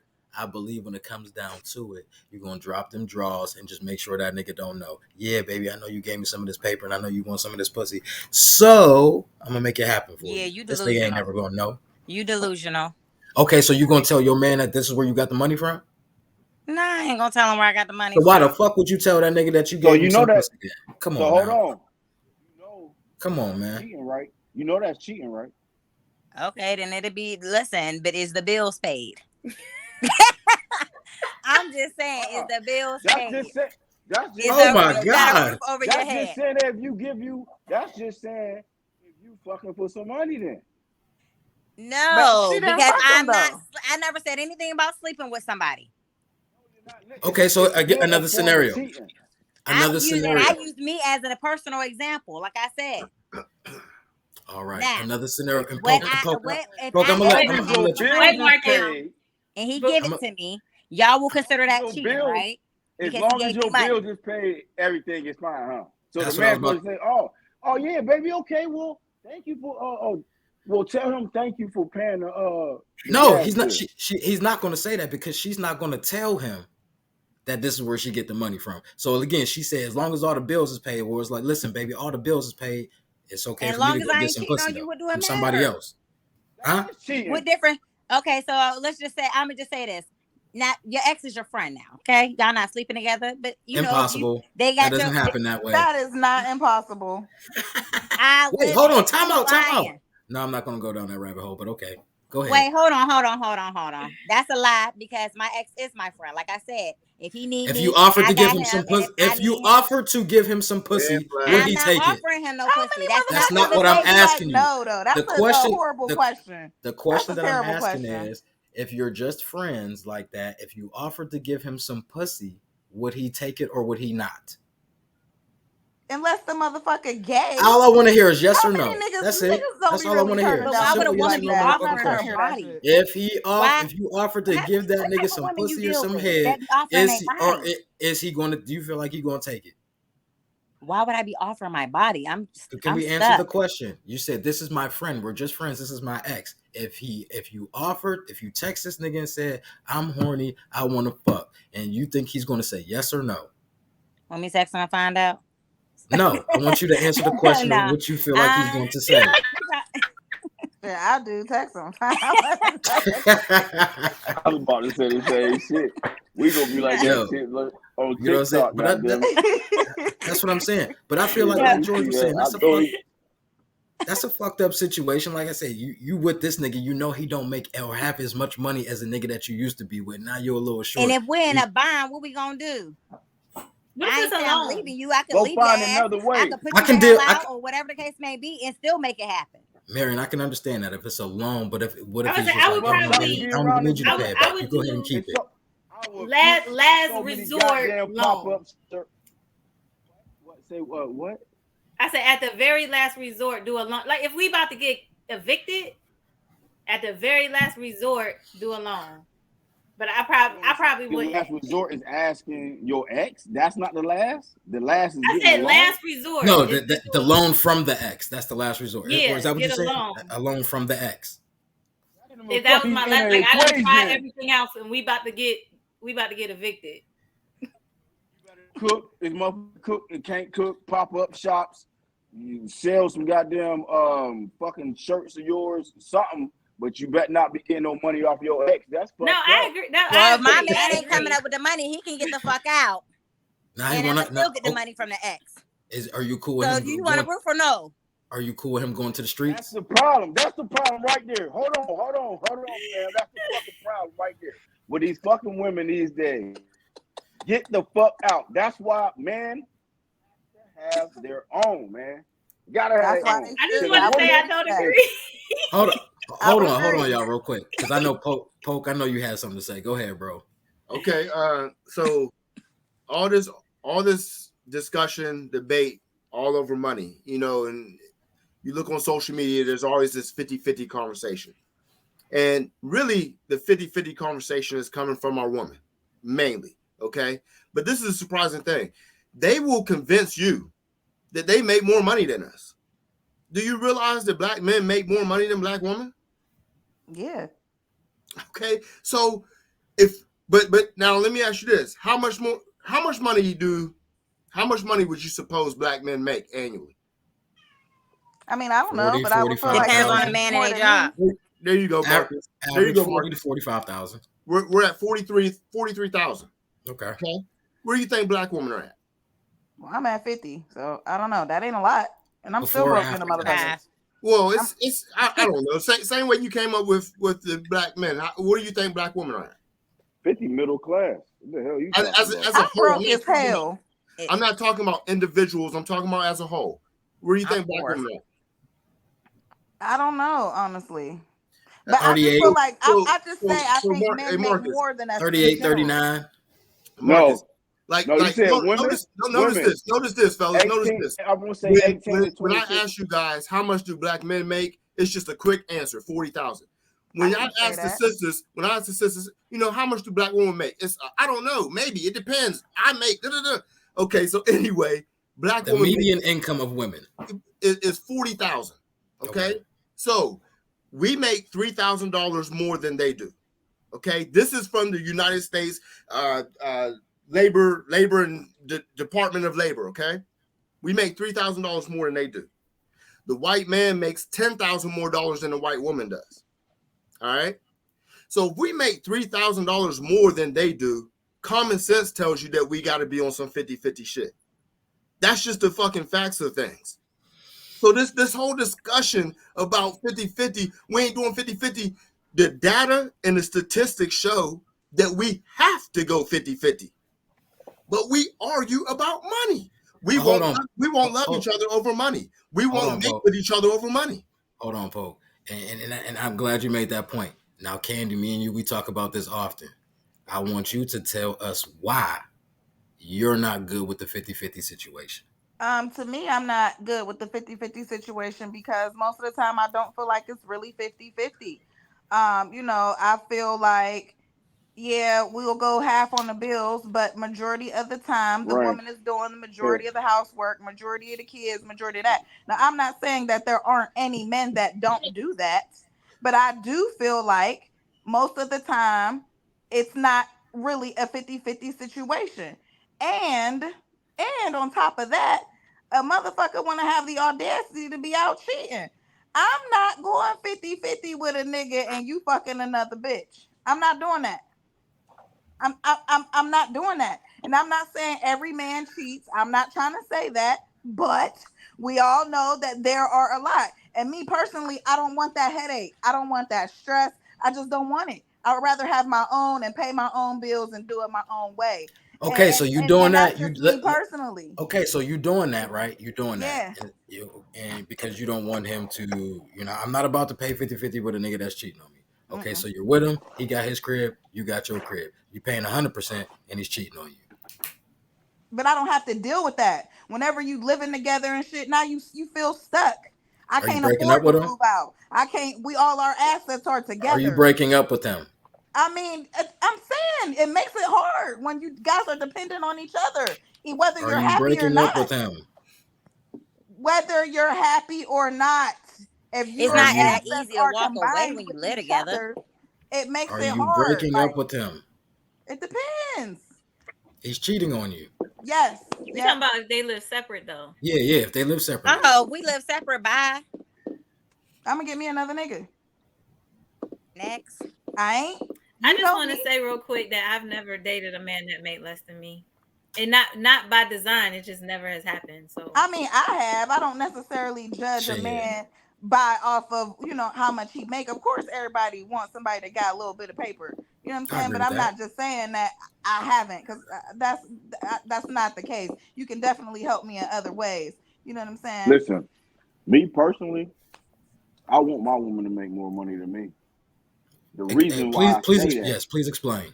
The reason why I say that, if I die today, I don't need her to use my money to try to do what she need to do. She need to have her own money and to be able to use my money as a backup. Mm-hmm. Because most women be lost whenever they lose a man. Don't get it fucked up. So if they got their own money and the man's money is a plus for them, then it's a win-win situation for her and my kids. Because my kids mean the world to me. So I want my goddamn, the woman that I'm with, she needs to make more money than me, at least equal. I need her to. I'm going to push her to make more money than me. I mean, but that's what you should be doing in any relationship, or even co-parenting ship. I'm gonna use that as an example as well, because co-parenting my fucking ass. I ain't co-parenting shit. Fuck. No. I mean, even as co-parents though, I like, as for my kids' dads, I would love to see them be the best version of themselves for my children and for themselves. Mm-hmm. Like, not anything to do with me. If you are good, if something happens to me, I know my kids are good because you're good. I don't need you to be good for me. I need you to be good for them. Yep. I literally just I feel like you still supposed to push people. Like, that's like saying you don't push your friends to be the best version of themselves. It also depends on what friends, right? You want to see your friends. You don't want to. It also depends on what level we're on. It also depends on what level we're on. Because if it's to the point where it's like, bitch, I don't give a fuck what you got going on. You know what I'm saying? Like, I don't give a shit if you fucking shovel shit for $2 an hour. I don't fuck with you. I hate you. But I feel like that's kind of a little hard to believe when that's still the parent of your child. Like, how many fucking parents, people who have kids together, absolutely hate each other? I understand that, but it ain't about my feelings for you. It's still about the kids. A lot of people. Okay, all people don't. All people don't have that mindset of, oh, it's about the kids. Bitch, I don't give a fuck. I'm good. Do they hate each other? If I'm good, my kids is good. I don't give a fuck what you got going on. I'm straight. Do they really hate each other, or is it some type of? They hate each other. They but dislike like George you. Said, if something were to happen to me, I would know my kids are still good. Okay. Mm-hmm. Well, that doesn't mean I have to push you to do so. I don't give a fuck what you got going on and what you're doing. I mean, I agree with that as far as pushing them. Yeah, I agree. And that's in a relationship? No. I mean, that's in a relationship or co-parenting shit. I feel like I done lost y'all with that co-parenting shit. Yeah, so basically saying is the parents are no longer together. You know, it's like, okay, if you're good, and I want you to be good, because if something happens to me, I know my kids will be good. But like I said, we're not together. It's like, bitch, I don't give a fuck what you got going on. You know what I'm saying? If you're not good, then shit. Whether I'm with you or not, I still want you to be the best version of yourself. Maybe I'm still wish you the best, even if I wish you the best from a distance. I can still pray for you. I can still pray for you, even. Man, like Kevin Gates said, I say that, be blessed, but I don't give a fuck about you. Die. You can die. Okay, I don't wish death on anybody. I don't believe that's a little extreme. You don't wish death on anyone? No, I don't wish death on anyone. That's interesting. I don't either. But I did once and immediately repented. That ain't to say I didn't want to kill somebody a time or two. You know what I mean? But I don't. Damn, that's worse than wishing death on somebody. Killing a motherfucker. God damn. Yo, well, Marcus, one thing I will say though is like I get everybody in the in different co-parenting situations. I get that everybody has a different dynamic, everybody has a different past or whatever. Shayla was hitting on something though. A lot of times when the parents can't get along, sometimes it's because one or both still want each other. But outside of that, I will say, because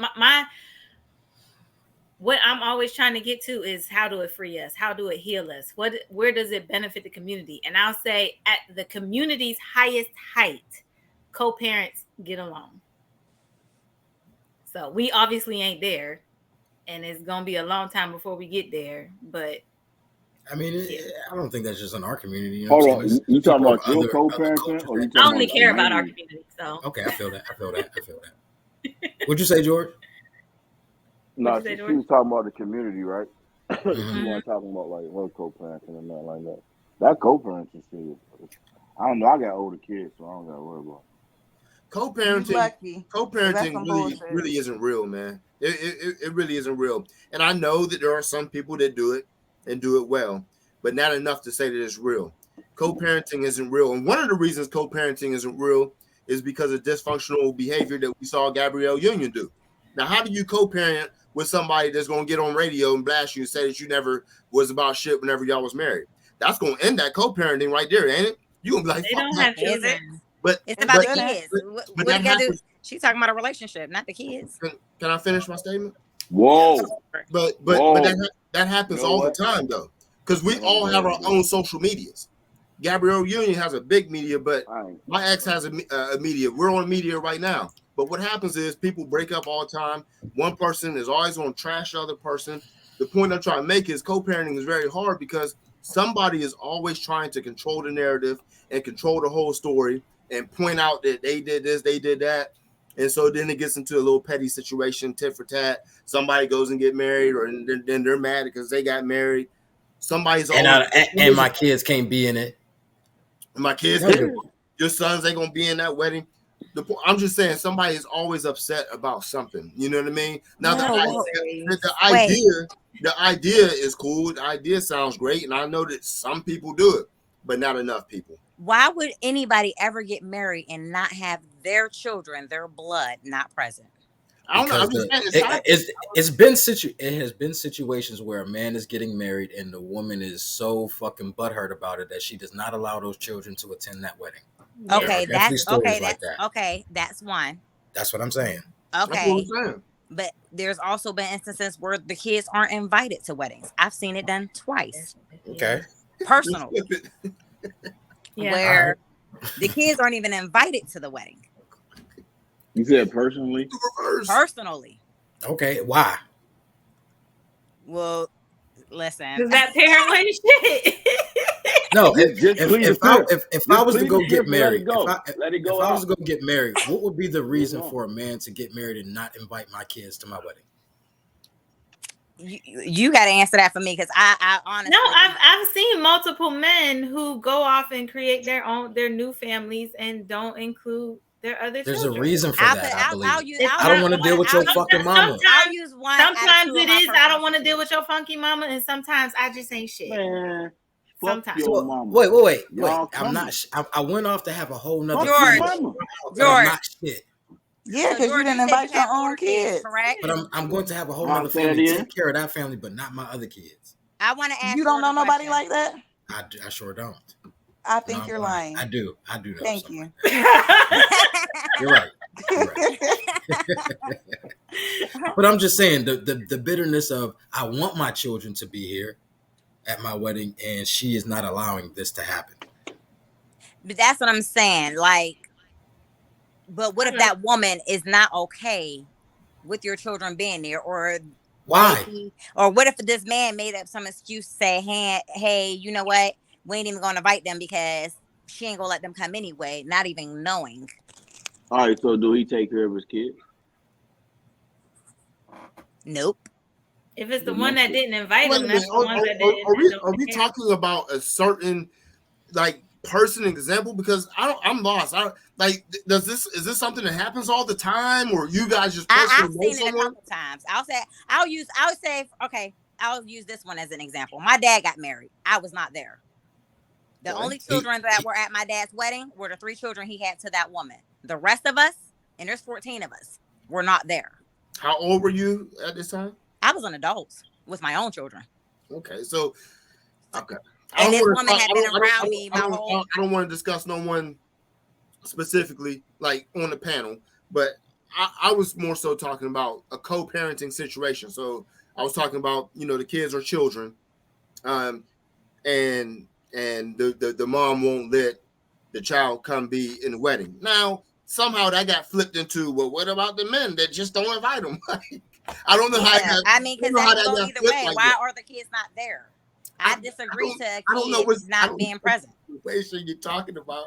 But that's what I'm saying. He might be a bad dad. There's bad dads out there. There are men that get divorced or whatever, and they move on and they leave kids alone. We all know there's bad dads out there. I'd be the first. I mean, there's bad dads, there's bad moms, there's bad people. Yeah, so I don't know how we started talking about the bad dads of the world. I don't get it.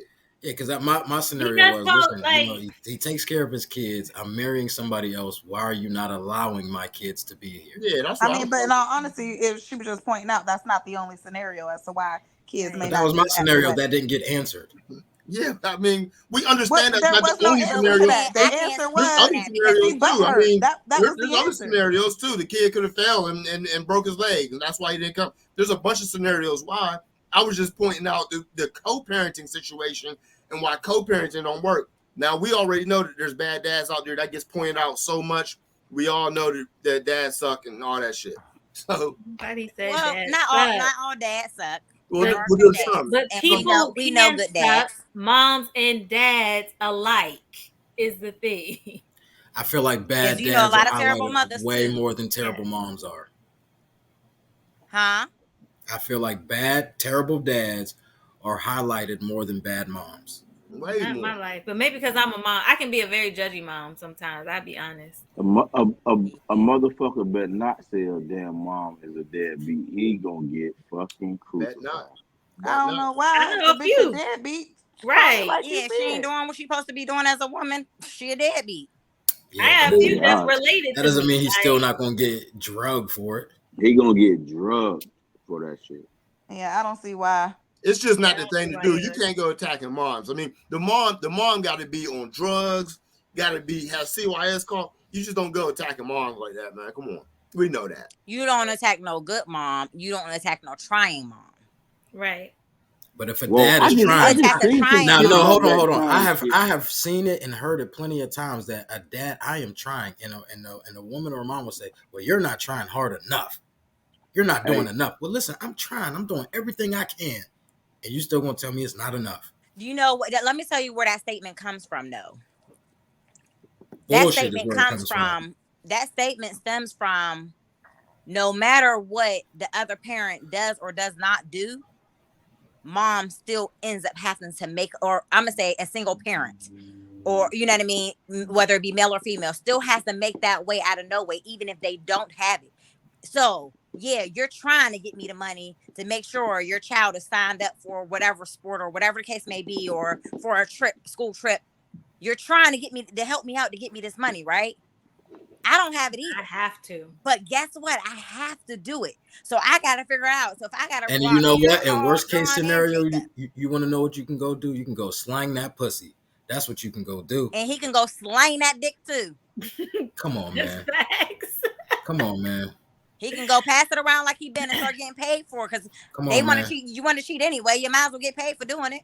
Come on, man. It doesn't work like that for men like it does for women. Please. Matter of fact, it doesn't work like that for us like it does for women.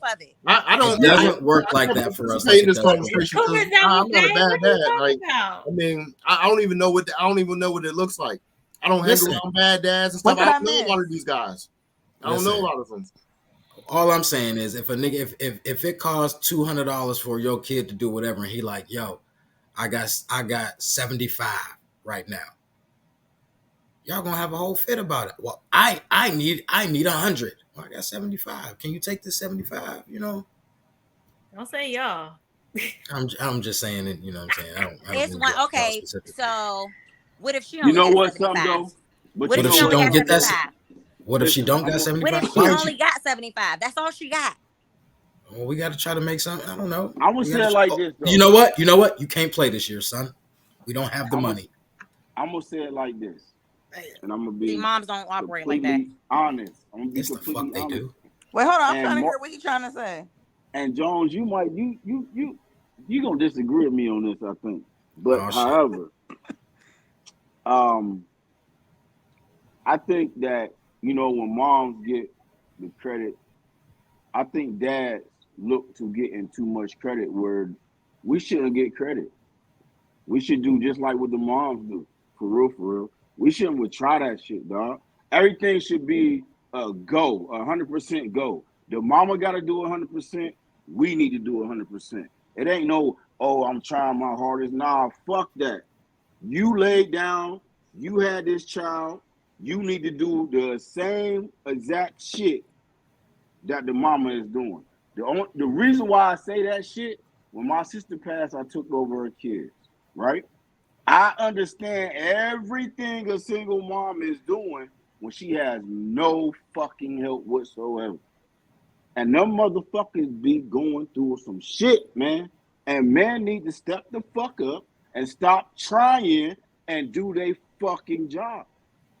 Right? I'll agree with that. I'll agree with that to an extent, but there are times where it's like, listen, this is my thing. Because I don't want to. I don't want to hear that bullshit. Take my hat off to you. I don't want to hear. First off, hold on. I feel like that's some bullshit. I feel like that's a. I knew it. He ain't done. I'm gonna need you to let him finish saying what he gotta say. Jones, listen to me. You listen. All right. You made the baby, right? Correct. You make it. They carry it, right? Correct. So it's a 50. It's 100%. Fuck the 50-50. It's 100%, right? You 100% penetrated, did what you need to do. She 100% took 9 months out of her because we don't carry it. We don't go through none of the fucking pain that they go through as a woman. We don't got to deal with that shit. Okay. So therefore, when that baby come out, why the fuck is we taking a back seat anyway? Like, my girl be like, well, take the baby. That shit be getting on my nerves, but you know what I be doing? I be taking that little motherfucker every time she gets on my fucking nerves. But I don't have a problem. I'm not talking about you. I see you with your child, your kids all the time. But I agree with you. I feel like men should do that. Like, you know what I'm saying? Like, that's your kid. You know what I'm saying? Like what I absolutely hate is, and I hate when niggas be like, you know, you may call your homie and be like, yo, what you doing? What's good? What you doing tonight?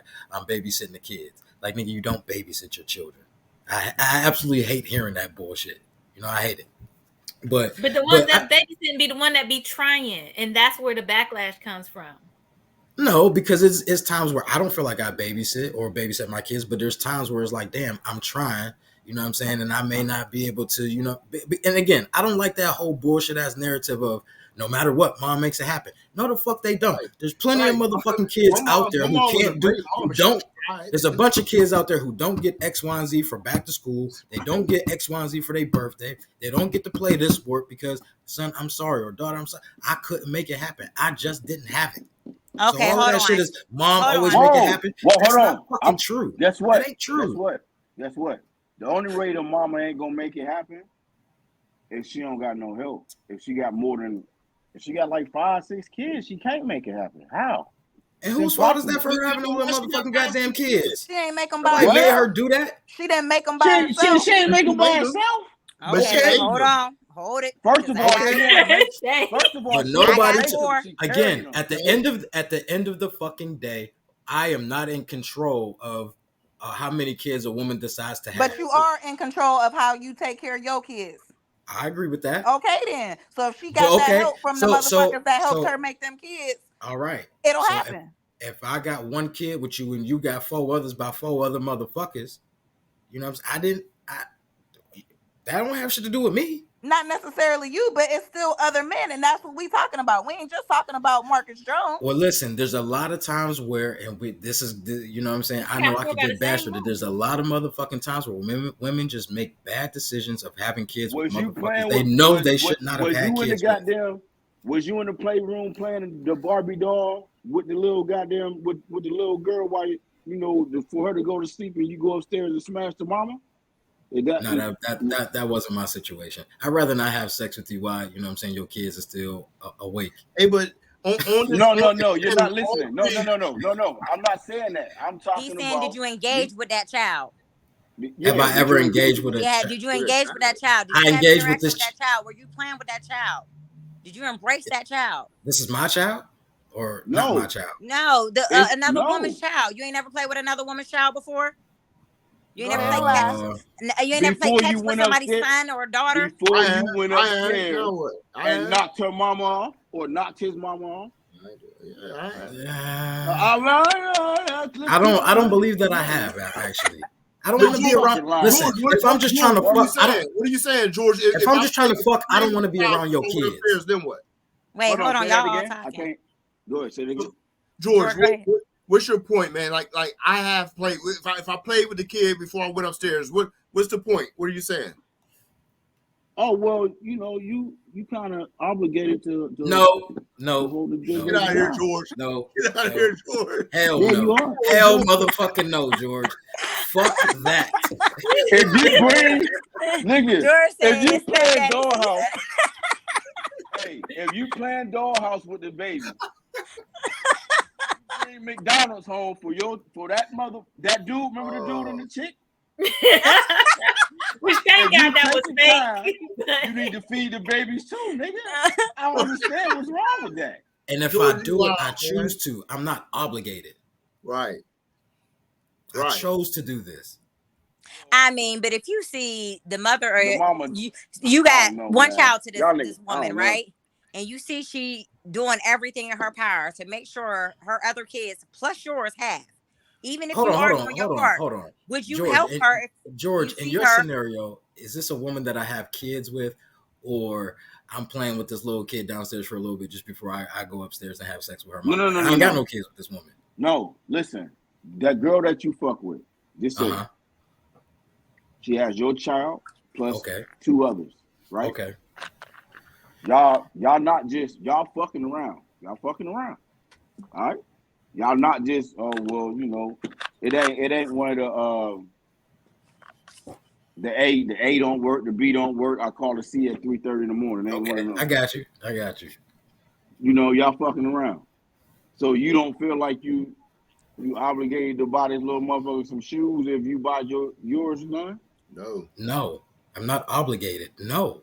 I wouldn't say the word obligated. I wouldn't say a man is obligated. But do I think as a man, if you see this woman that has your child is doing everything and you see her struggling, that you shouldn't help out? I think a man, you should help out. If I choose to do so, man, I'm supposed to just give my money and help out everybody, huh? If you not help out everybody, but if this is a woman you deal with and you see she has your child, this is where that co-parenting thing came in. I was talking about when you should want the best for the mother or father of your child, because if they even, if they're one and your kids is good, if you got it, I ain't never got to worry about my kids having it because you got it. If I got it, if something happened to you, you ain't never got to worry about your kids not having because I got it. Again, if I choose to help out and want to do X, Y, Z, all right, cool. But don't make it seem like I need to do this. I'm not saying anybody's obligated. I won't use that word. But that would be that same nigga that when he's short on something, you can't ask me for shit. Hey, I'll say this, fella. And I understand that. I'll just say, if I'm not helping you, why would I part my lips to ask you to help me if I'm not helping you? Oh, they will though. I won't. I'll just say this, man, fellas. Like that's why it's important to have discipline and not put yourself in these situations because too many times, women really do expect this type of stuff. And they may not say obligate, but they feel like, hey, man, I could get it from here, over here, over here, over here. Oh, he's my ex. I could get it from over here. Like Shay said, if you have these attachments with these women, they really do feel like, yo, I could go grab something off of him every now and then. I can be in a whole nother relationship with someone, and I can still call Poke and be like, Poke, man, we about to get evicted. Give me some money, man. Like, yo, so I mean, but that's not typically how us to those type of situations altogether. That's not typically how that works. Like, it's more so how many of y'all have exes as friends? Just friends, not sleeping together. I don't have very many exes. Nope, I don't do that. Well, I do have an ex that is my friend. Just my friend. I got an ex-wife. Wait, we're going to go down this road again. Like you said, that you don't have sex with. Why do you not have sex? Because it's not that. Like, this is... Who made it not that? You or him? Because again, this circles back around to if you told him you wanted to do this, if you was throwing it at him, will he take it? I mean, she knows he would. Okay. That's not. Damn, I ain't got You nothing can to be do with that. you can be good looking, but then damn, the bitch is crazy. I don't want that attachment to her. I don't want that. Yeah, but I'm not though. This is let me tell you one of the reasons why my ex. This is one of the reasons why my ex would do almost anything I asked of him. It's because of the relationship we did have. One, I never did that man wrong. We might not be together, but I never did him wrong. When he fell, did he do you I was wrong? there. He did you wrong? He did. Yes, he did me wrong.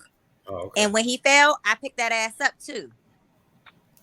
So now is this a situation of he feels like he owes you? I do expect you to be the same friend I was to you prior to us being in a relationship. So you feel like he and after the relationship. So you feel like he owes you? Not necessarily owe me, but I expect. That's what it sounds like. I expect I expect the energy I give out. Period. All the way around the board to any friend. If this is the energy I give you, I expect that energy back. Okay. For those that don't know, Candy is my best friend. Let me tell you something. It's a lot of people that she ain't gonna give to, and I ain't gonna give to like we would do for each other. But we've been like, she knows that if she ever need me, I'm coming running. Understood. And vice versa. I could call her and say, you guys are both women. It doesn't matter. Women date women. Women, men. You know, my best friend is a man. It does matter though. It doesn't matter. It does matter because listen. I'm not trying to hear that shit. If they're gonna be your friend, don't be a sometime friend. Be my friend all the time. Again, listen, hold on. Because y'all are two women. If you got a man, Shayla, you know what I'm saying? You got a man, and you know, or Candy got a man, and you know, y'all are best friends or whatever the case is. And if she needs something, you know what I'm saying, you're gonna come running and give it to her. Now, if it was a situation of it was a male who was your best friend and you're with somebody, you think your nigga's gonna be okay with him, you know, another nigga running to your rescue when you need something? He knows this is my friend. How much do you respect our friendship? A man, fuck your. He's not gonna respect it because he's a man and he knows what's up. Like, ain't no way. Like with my ex, I'm gonna have boundaries with my ex, and I'm gonna have boundaries for a reason. So what if she brought this best friend around? Now this is a guy bringing your best friend around. You know what I mean? Gay? You done met him. Y'all done hung out. You see, ain't nothing up. No. Wait, but what is the running to your rescue? Because I feel like my best friend is a man. He has a wife. There's certain things that he does not need from me, and we have never slept together, never been close, none of that stuff before y'all asked. If you threw that shit at him, would he take it? No. All right, I can respect that. Okay. Huh? Because we see each other like brother and sister. And we also, that's the other thing is we also want the best for each other. So that is a true. What is best for him and my nieces and my nephews and his marriage is not for us to sleep together. So that's a true platonic relationship. Yes. But there's things that he does not need to run to me like when we were in college because he has a wife that fulfills that. So if I have a man, there's less that I will have to go to him for because I have a man. Do you like her? Do you like her? Do you like her? I tried. So you don't. I made a concerted effort to have a relationship with this woman. Does she like you? All right, so but she does not like me. Is the dude in the hold on. In the church? Wait, is the dude in the church? They're in the church. Why don't she like you? Kinda. But I want to know why she don't. I want why don't she like you? She don't trust their relationship. This is a different thing. Like she doesn't engage in anything that's not that he has that does not come from her. She wants his friends to be her friend's husband. She wants him to only be around her family. She wants to be his end all be all. She don't even have a relationship with his sisters and stuff. Like it's different. So it's not the fact that she don't like you because she think y'all got something, may have something going on. She's trying to put that narrative out there, but it's like, and there's been people who are outside of us, not people that went to college with us or nothing, who are like, when they hear the whole story, they're like, you're tripping. Like this woman has never given you a reason to think this way. Man, sometimes what we do as humans, we don't put ourselves in other people's shoes. Mm-hmm. So imagine if you married, right? Mm-hmm. You're married, and your husband has a best friend as a woman. Mm-hmm. How would you feel about that? Well, see, that's the thing, because I'm not a hypocrite. Any man that I date, because I'm not married now, so this is all I have to offer, I make sure to ask, who are your best friends? And I've been around men who've had, close female friends. There's a female friend protocol. If you can follow the protocol. Which is what? What's the protocol? There's just boundaries. That there's just a lot of things. You don't call after a certain time. You don't I don't know. There's just boundaries. Like I always standing at each other's house. Yeah, and so that's another thing. So me and my best friend and his wife all went to the same college. I've been trying to get to know this girl since 2010 or something, and I've always asked how she's doing. If we're on the phone, is she in the background? Tell her I said hi. Like, acknowledge that there is another presence in his life. Like, do you know that's what? Do you actually know that's what sneaky links do? I see, and I never been that. So you've never been a sneaky link? No. You never had. No, one. Listen. That's what happens. That's what happens when a dude has a female and he has a girl, mm-hmm. and he's close to that female, that friend female. That female takes a role of, I can play my role real good. Tell your wife, hey, how you doing? While you on that phone, when she go to sleep, tell you coming outside. I'm telling you, females. We live hours away from each other. First of all, we don't even matter. Females does that shit. So it's a lot of females that don't be. I mean, but this is another thing though. Like, so that before he met this girl, that has been my best friend since 2006. I always tell him, your wife come first. Like, all I can do is govern myself. I feel you. If he said to me, we can, and I always tell him, if we don't talk for 50 years and you call me, we 75 years old and you call me, I ain't do the math right, but we 75 years, I'm answering the phone regardless. That's my brother. But if you got to do something, if this friendship is in the way of your family, you already know what it is and you ain't no explanation needed or nothing. So I'm not pushing myself on this either. He already knows. You're not going to feel some type of way of your brother cutting you the fuck off? If he says I need to do this for my family, no. And he can call, we can be 80 years old and he'll call me and I'll pick up then. Because I want what's best for my brother, my friend, the person who has picked me up out together, who has seen me at my worst.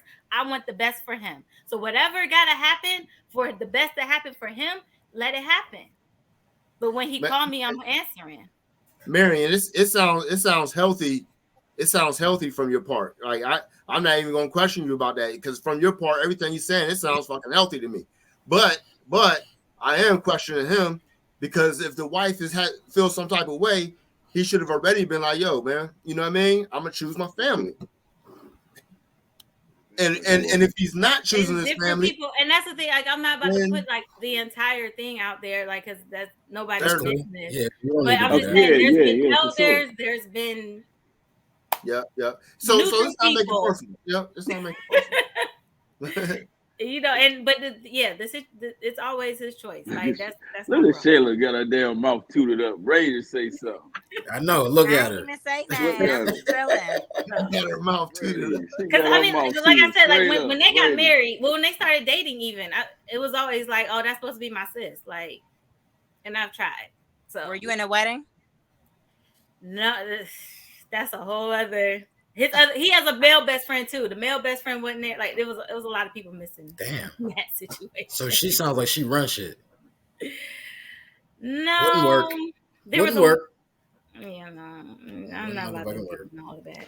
But anyway, so this is a little off subject, but I just have to bring this up because Marcus keeps saying this, and it just it just bothers me just a tad bit. Like you're like.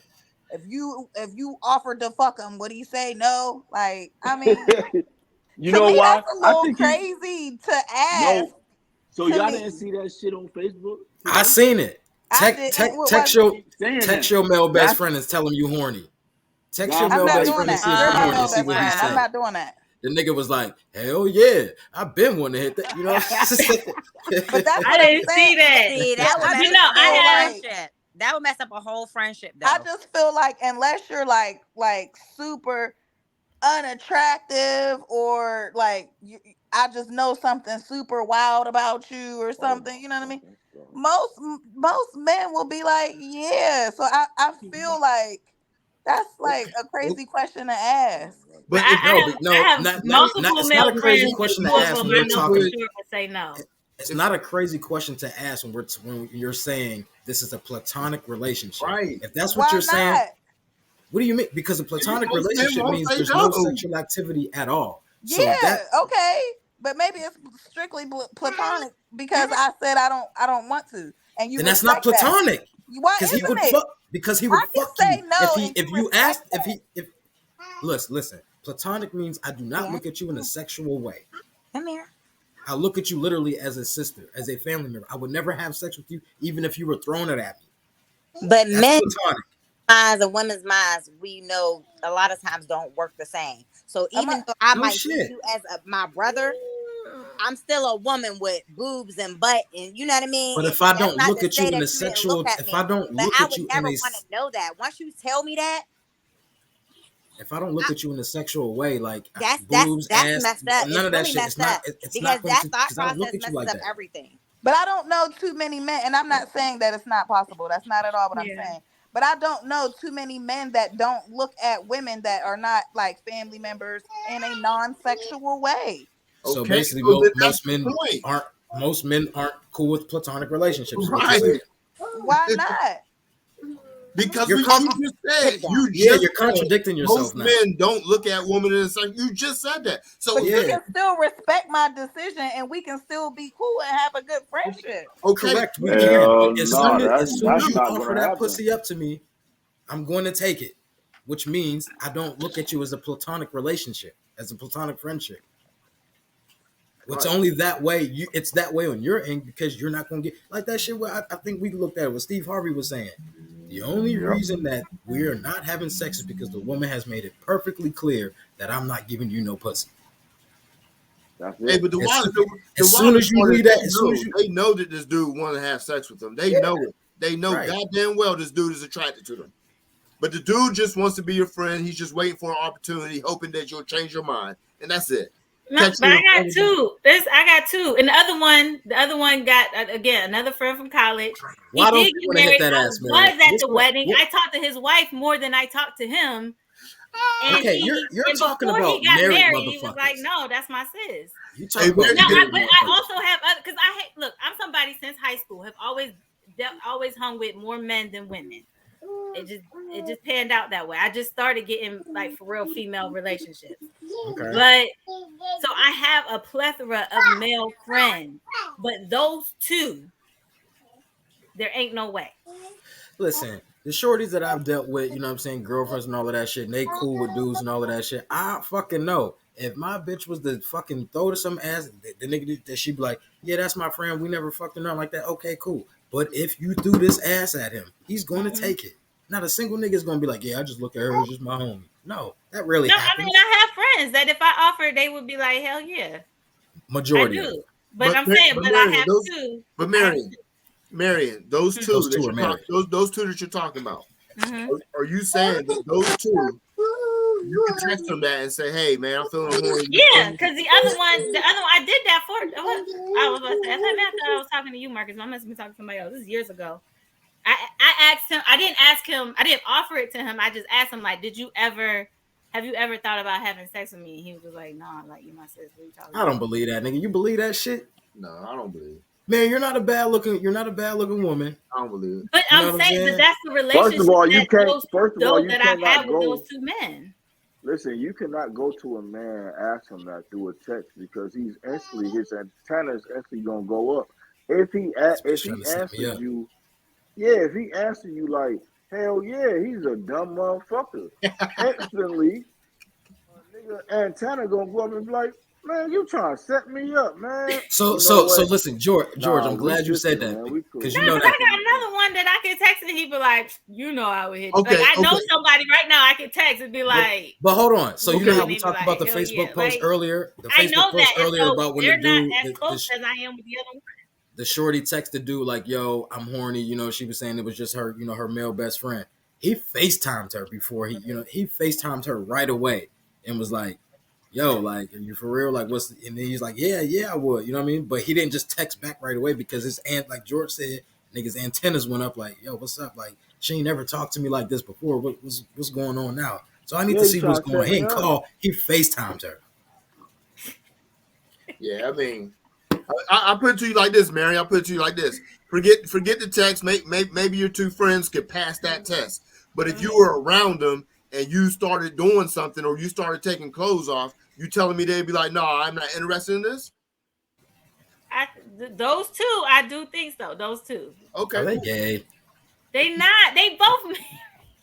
They're married, but still, a nigga's still gonna be, you taking your clothes off. He's not gonna just, you know what I mean. So universally, I think they would gravitate like, sis, what is you doing? Like, so wait, rope on that shit. On the three men that we have on this panel today, you guys are basically saying that men and women cannot have platonic relationships. That's not what I'm saying. No. So what are you saying? I'm not saying that. The man cannot be sexually attracted to that woman. Period. The man, it's really about the man. If the man is somewhat sexually attracted to that woman, if you're an attractive woman, chances are you can't have male friends. That's bullshit. I mean, I'm not gonna say you can't have male friends because even though a motherfucker might do it, you know what I'm saying? Some motherfuckers would be like, listen, we have such a good friendship. If I do this, I don't know if it's going to fuck up what it is that we got. You know what I'm saying? Like, and I don't want to do that for real. You know what I'm saying? I don't want to turn something into something that it shouldn't be. And there's some motherfuckers out there to be like, shit, I'm gonna take my chances and hope things, still roll accordingly.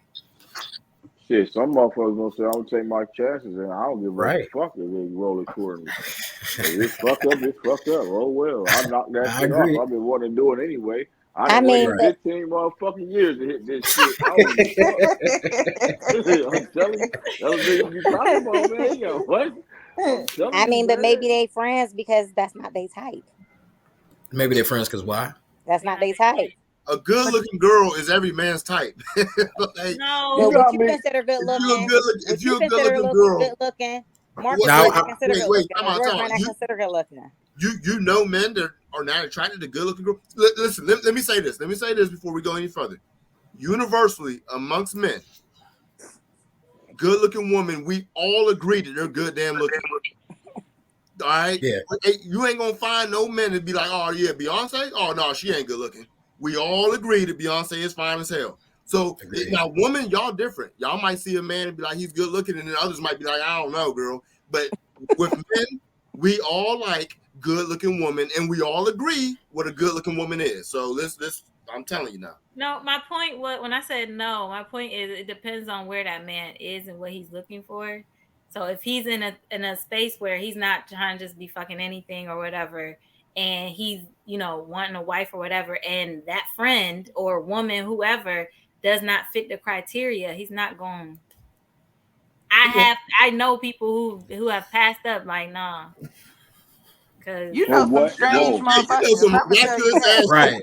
Mary know a bunch of niggas that ain't trying to fuck. Or just ain't trying to fuck anything. They already evolved. Is what I'm saying. I know some that will do fuck just anything that's walking. Yes. I mean, but that's what I'm saying. But when a man, definitely gonna fuck somebody they're attracted to. I think more so in a man's younger years, for the most part, he will just pretty much fuck a lot of shit. Yeah. But as you get old, you know what I'm saying, you ain't trying to just, dance with every damn Let me body. tell you something. And I'm not saying that I was fucking right because I don't got time for y'all women to jump on face. Marcus, you already know me. I don't give a fuck about what come out my motherfucking mouth. Let me tell you something, man. And that I ain't talking about my current relationship because I'm scared of that motherfucker. I'm talking about my past one with my ex-wife, okay? And I believe you when you say you are frightened. Don't do her. The motherfucker, I had a girl that I waited for 15 years that I called my motherfucking cousin / sister. And I only was saying that shit because she made me wait since school. I wanted that ass so goddamn bad. One day I caught her ass, motherfucker, and I knocked it off. It was my fault for doing it, but I did it. You know what? It is what it is, man. Hey, I'm a nigga, man. Listen, man, I'm a nigga, man. Now, I'm older now. I won't do it now. I understand more. You know what I'm saying? Hey, but you ain't the only one, George. I think I might have waited like 25 years for something before. I've waited on something. But when you say waiting, you know what I'm saying? I don't really like the term of waiting, because waiting to me is I was her friend. I just been, waiting. I ain't really dealing with nobody else. I just been waiting for you, baby. Waiting means if I got the opportunity. That's just what they mean. I was waiting for the right fucking time. Right. Yo, and sometimes this person, she is a cool friend too. So while you're waiting, it ain't like you're being tortured. It ain't like you're in that friend zone or nothing like that. I feel that. She might be a cool person to kick it with too. But you are in the friend zone. Are y'all still friends? You are in the friend zone. But you're still lurking in the damn shadows though. Are y'all still friends afterwards? Are we still friends now? Or were y'all friends afterwards? But I wouldn't do it. Yeah. We was cool. It only happened one time. That's all you needed. It was just like a boom, boom, bam, whatever. And then it was just like, oh shit. I mean, it shouldn't happen, but it happened. Well, fuck it. I won't do that shit now, though. I will not do that shit now. Like I think we've had a conversation before. Like I've never played. I ain't scared to speak to a motherfucker and talk about they my goddamn best friend. Dude. I've never played the long game. I've never done that before. I don't know what that's like. I have no idea. But one thing I do want to ask though, while we're talking about this shit, Candy, we talked about this.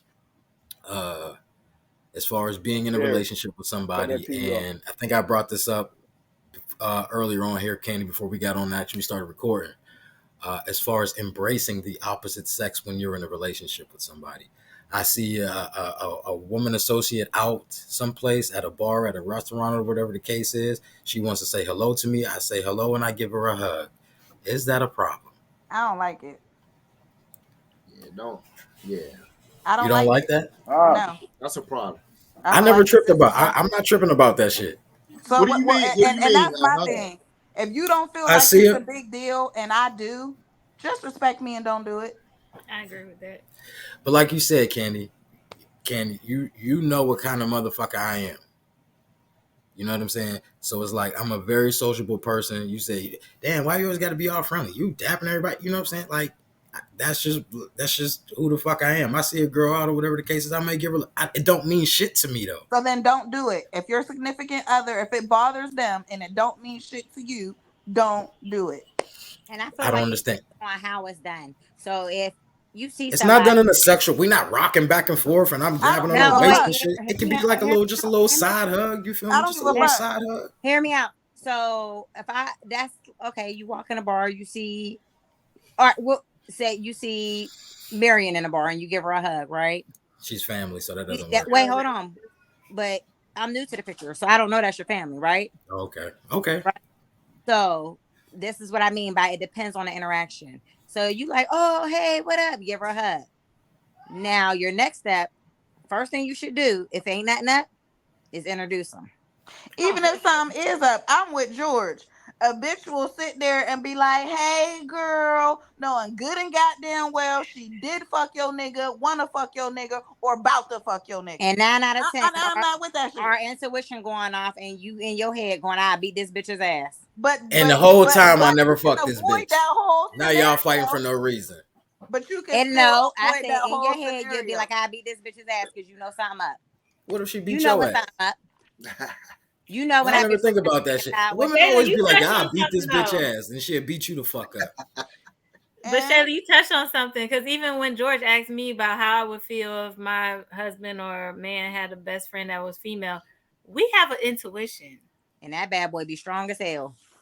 We do too. Sure do. Because I call it your satellite.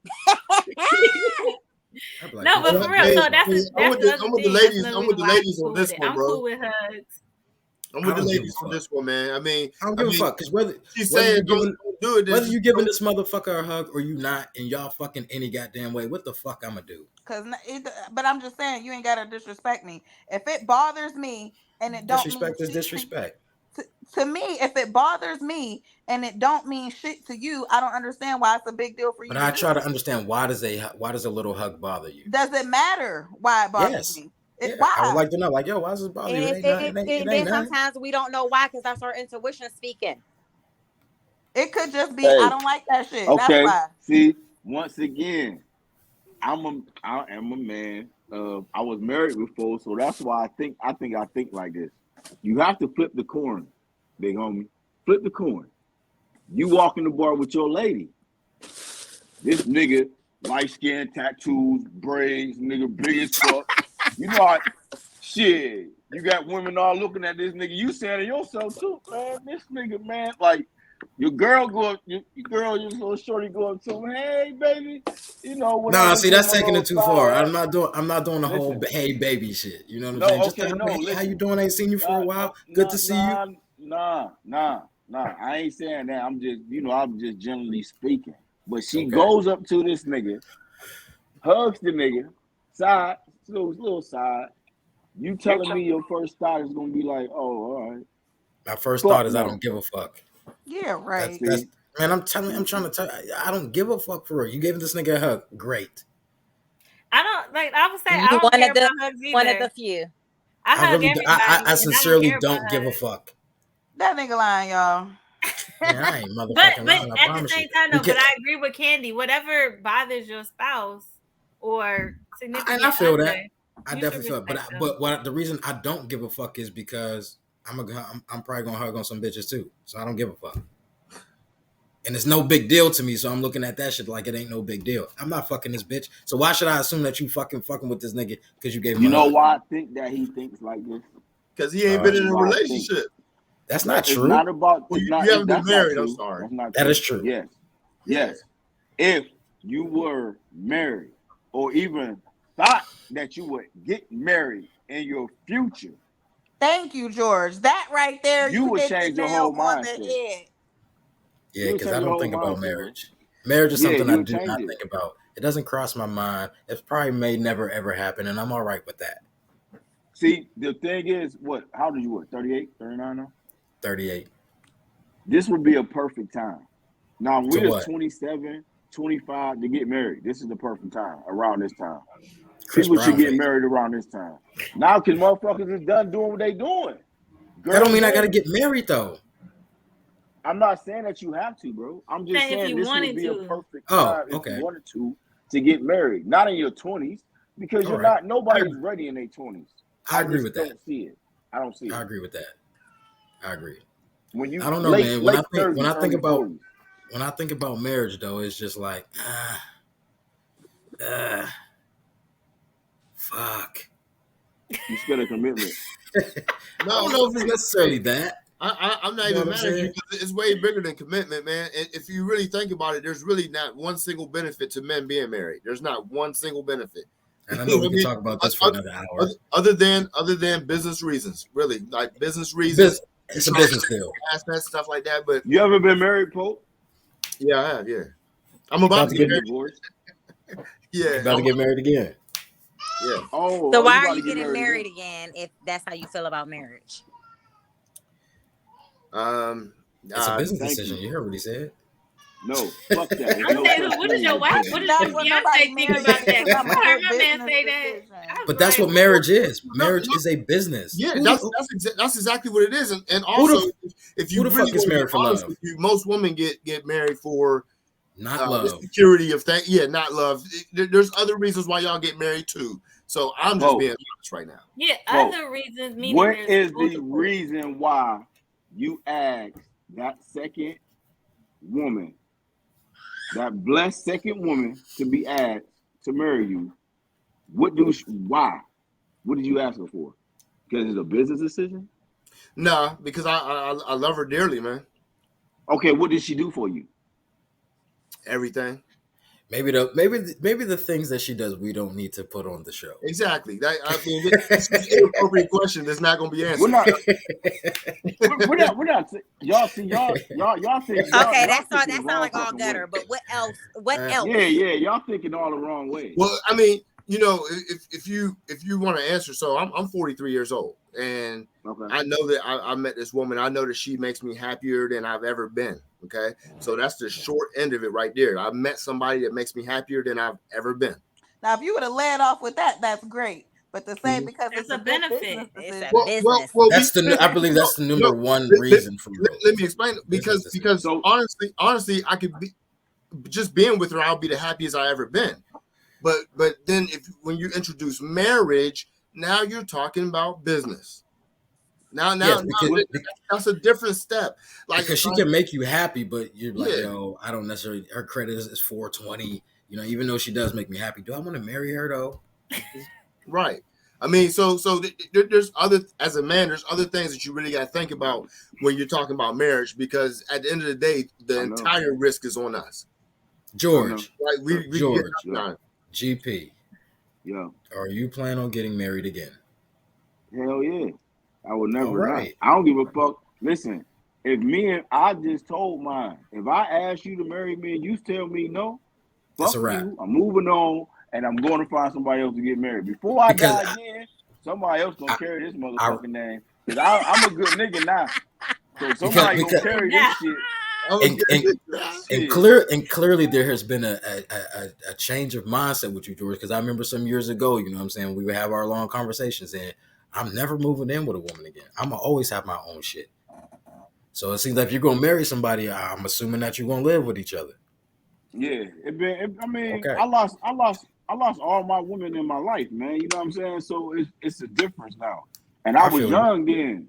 And that's true. We both did shit that we weren't supposed to be doing while we was married. You know what I'm saying? And on top of that, I don't fuck around with that adultery shit. I don't give a fuck who did it first, who did it last. That adultery shit is not nothing to fucking play with, man. Trust me. Cheat on me, bitch, and I'm being faithful. See what happens.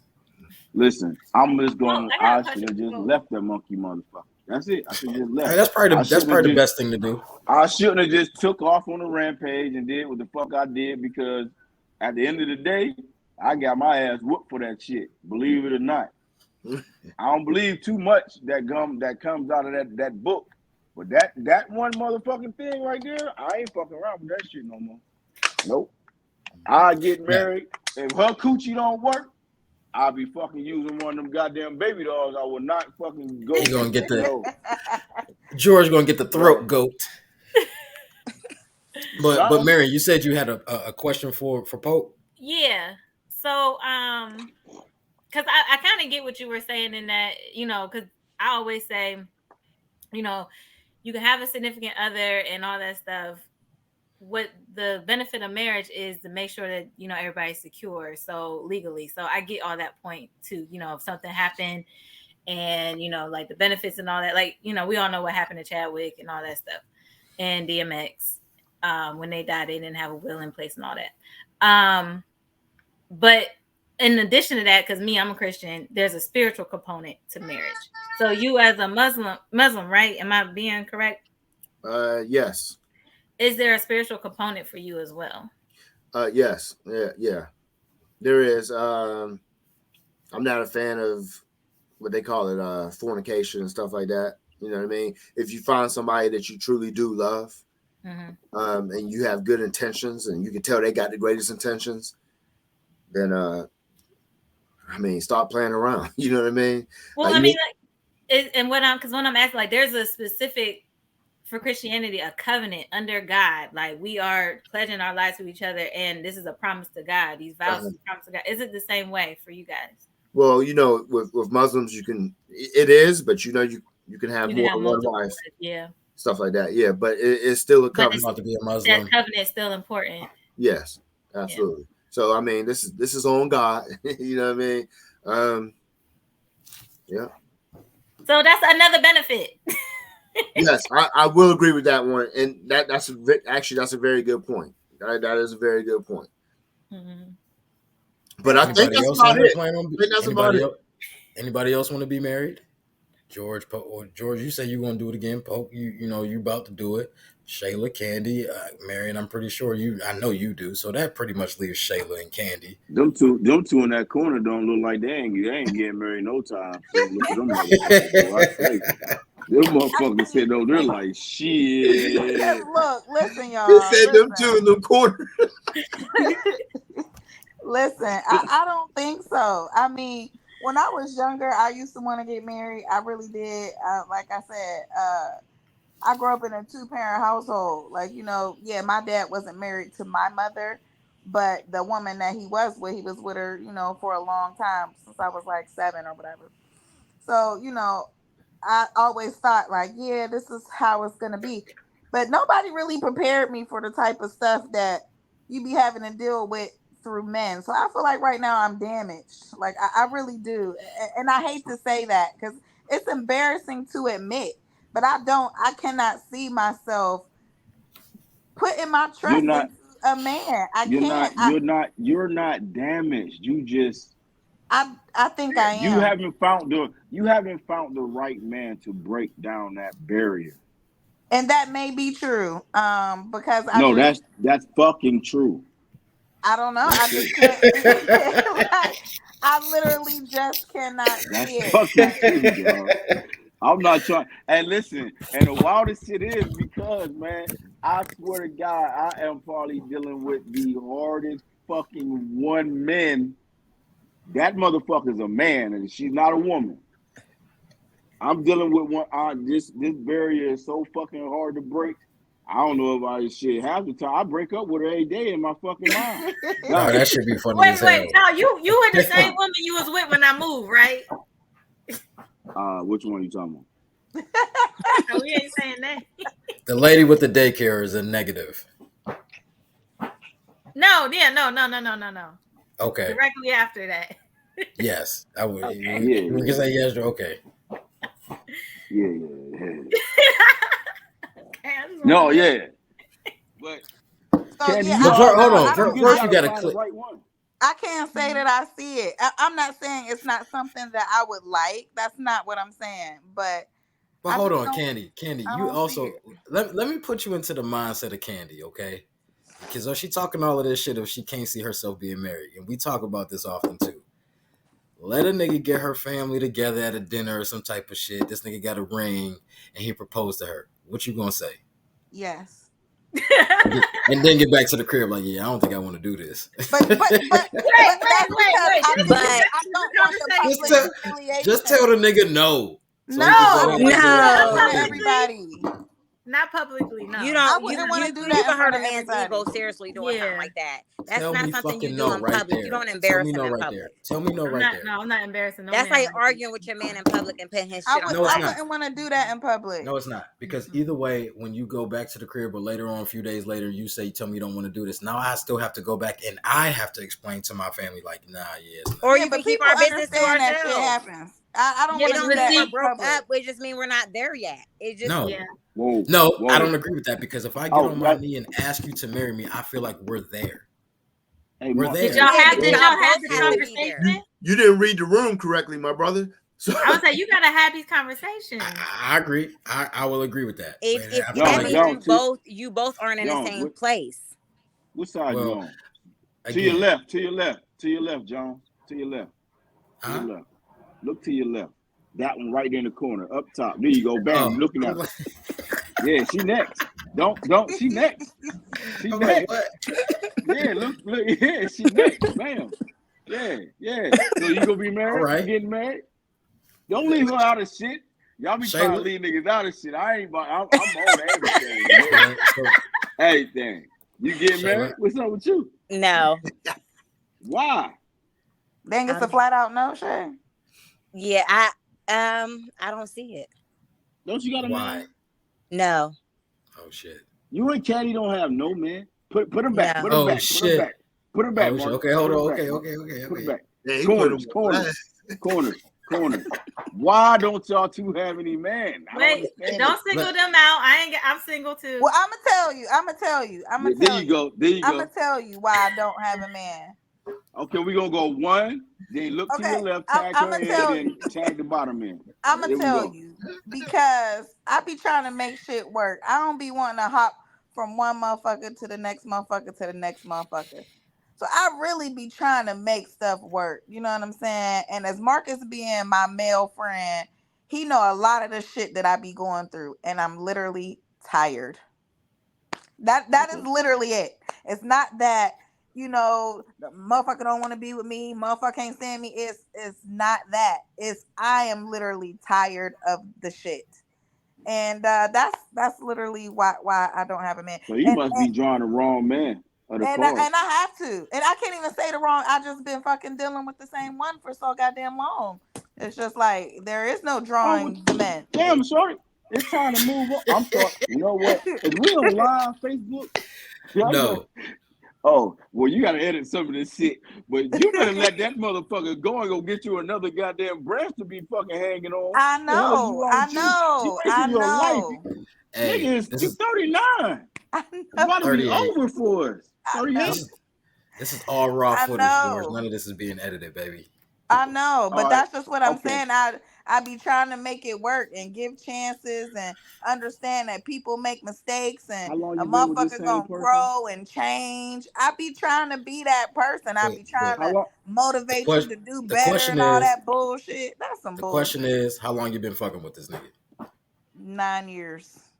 9 years. Okay, so 30. Okay, 30. Marcus, ask her one more question, Marcus. Ask one more question for me. 30.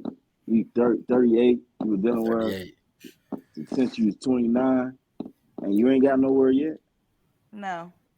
He at your house right now? He coming over tonight? No. Oh, so you done with him yet?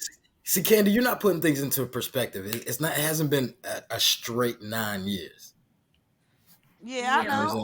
I mean, on and off, but I still come back because I don't be wanting to deal with other motherfuckers. I be trying. How do you know? You wait. Yeah.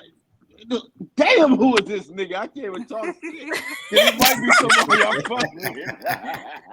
I did the same thing. I be trying, yo. I swear I be trying. And then too, I got kids involved. You know what I mean? So I don't be wanting niggas around my kids. My kids like them, you know what I mean? Even though he don't do me right, you know what I mean? My kids like him, so it just be complicated, and I just don't be knowing what to do for real. And I literally be trying to give chances and understand, like I said, and then the motherfucker will do right for a while, and then the motherfucker fuck up, and then it's just like, okay, I'm to the point now where it's like, yeah, I'm over it.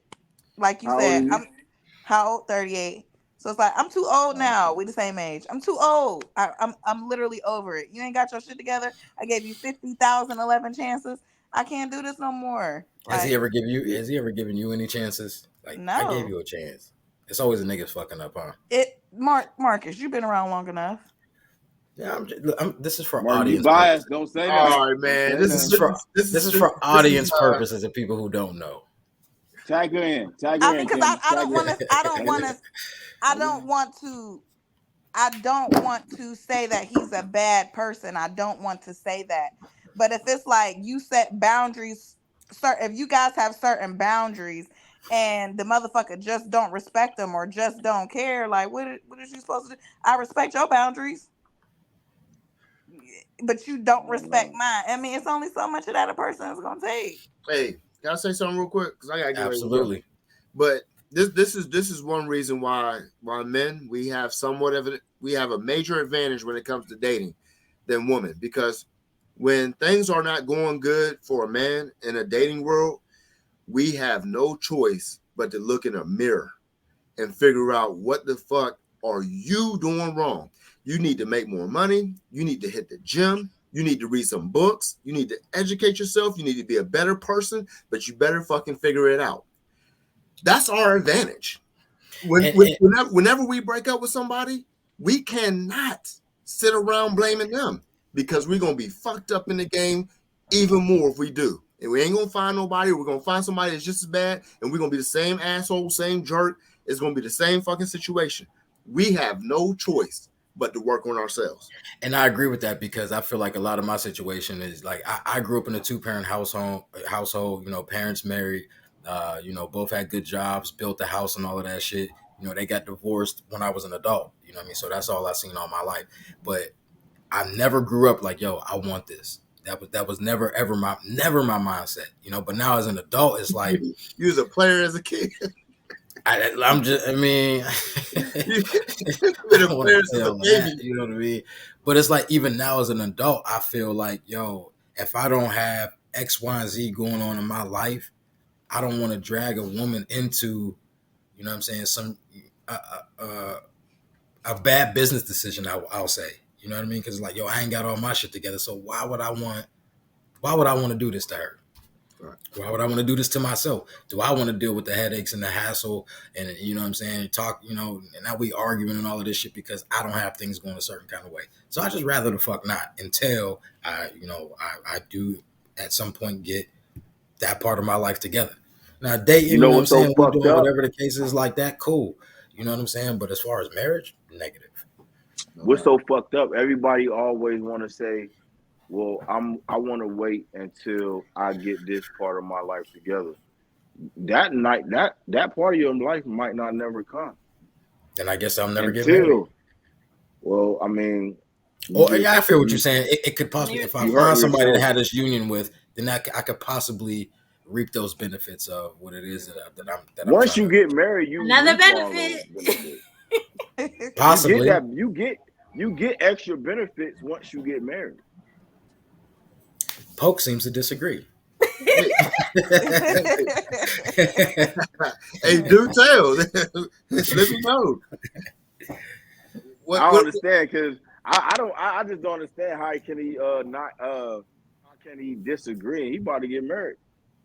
I mean, listen, I to a certain degree, man, I believe that a man, in order to get what you want, sometimes you got to sacrifice, man. Maybe I don't see the benefits all like that, but I just know that I want this woman. You know what I mean? And this is what she wants. Right. I'm gonna give her everything I got.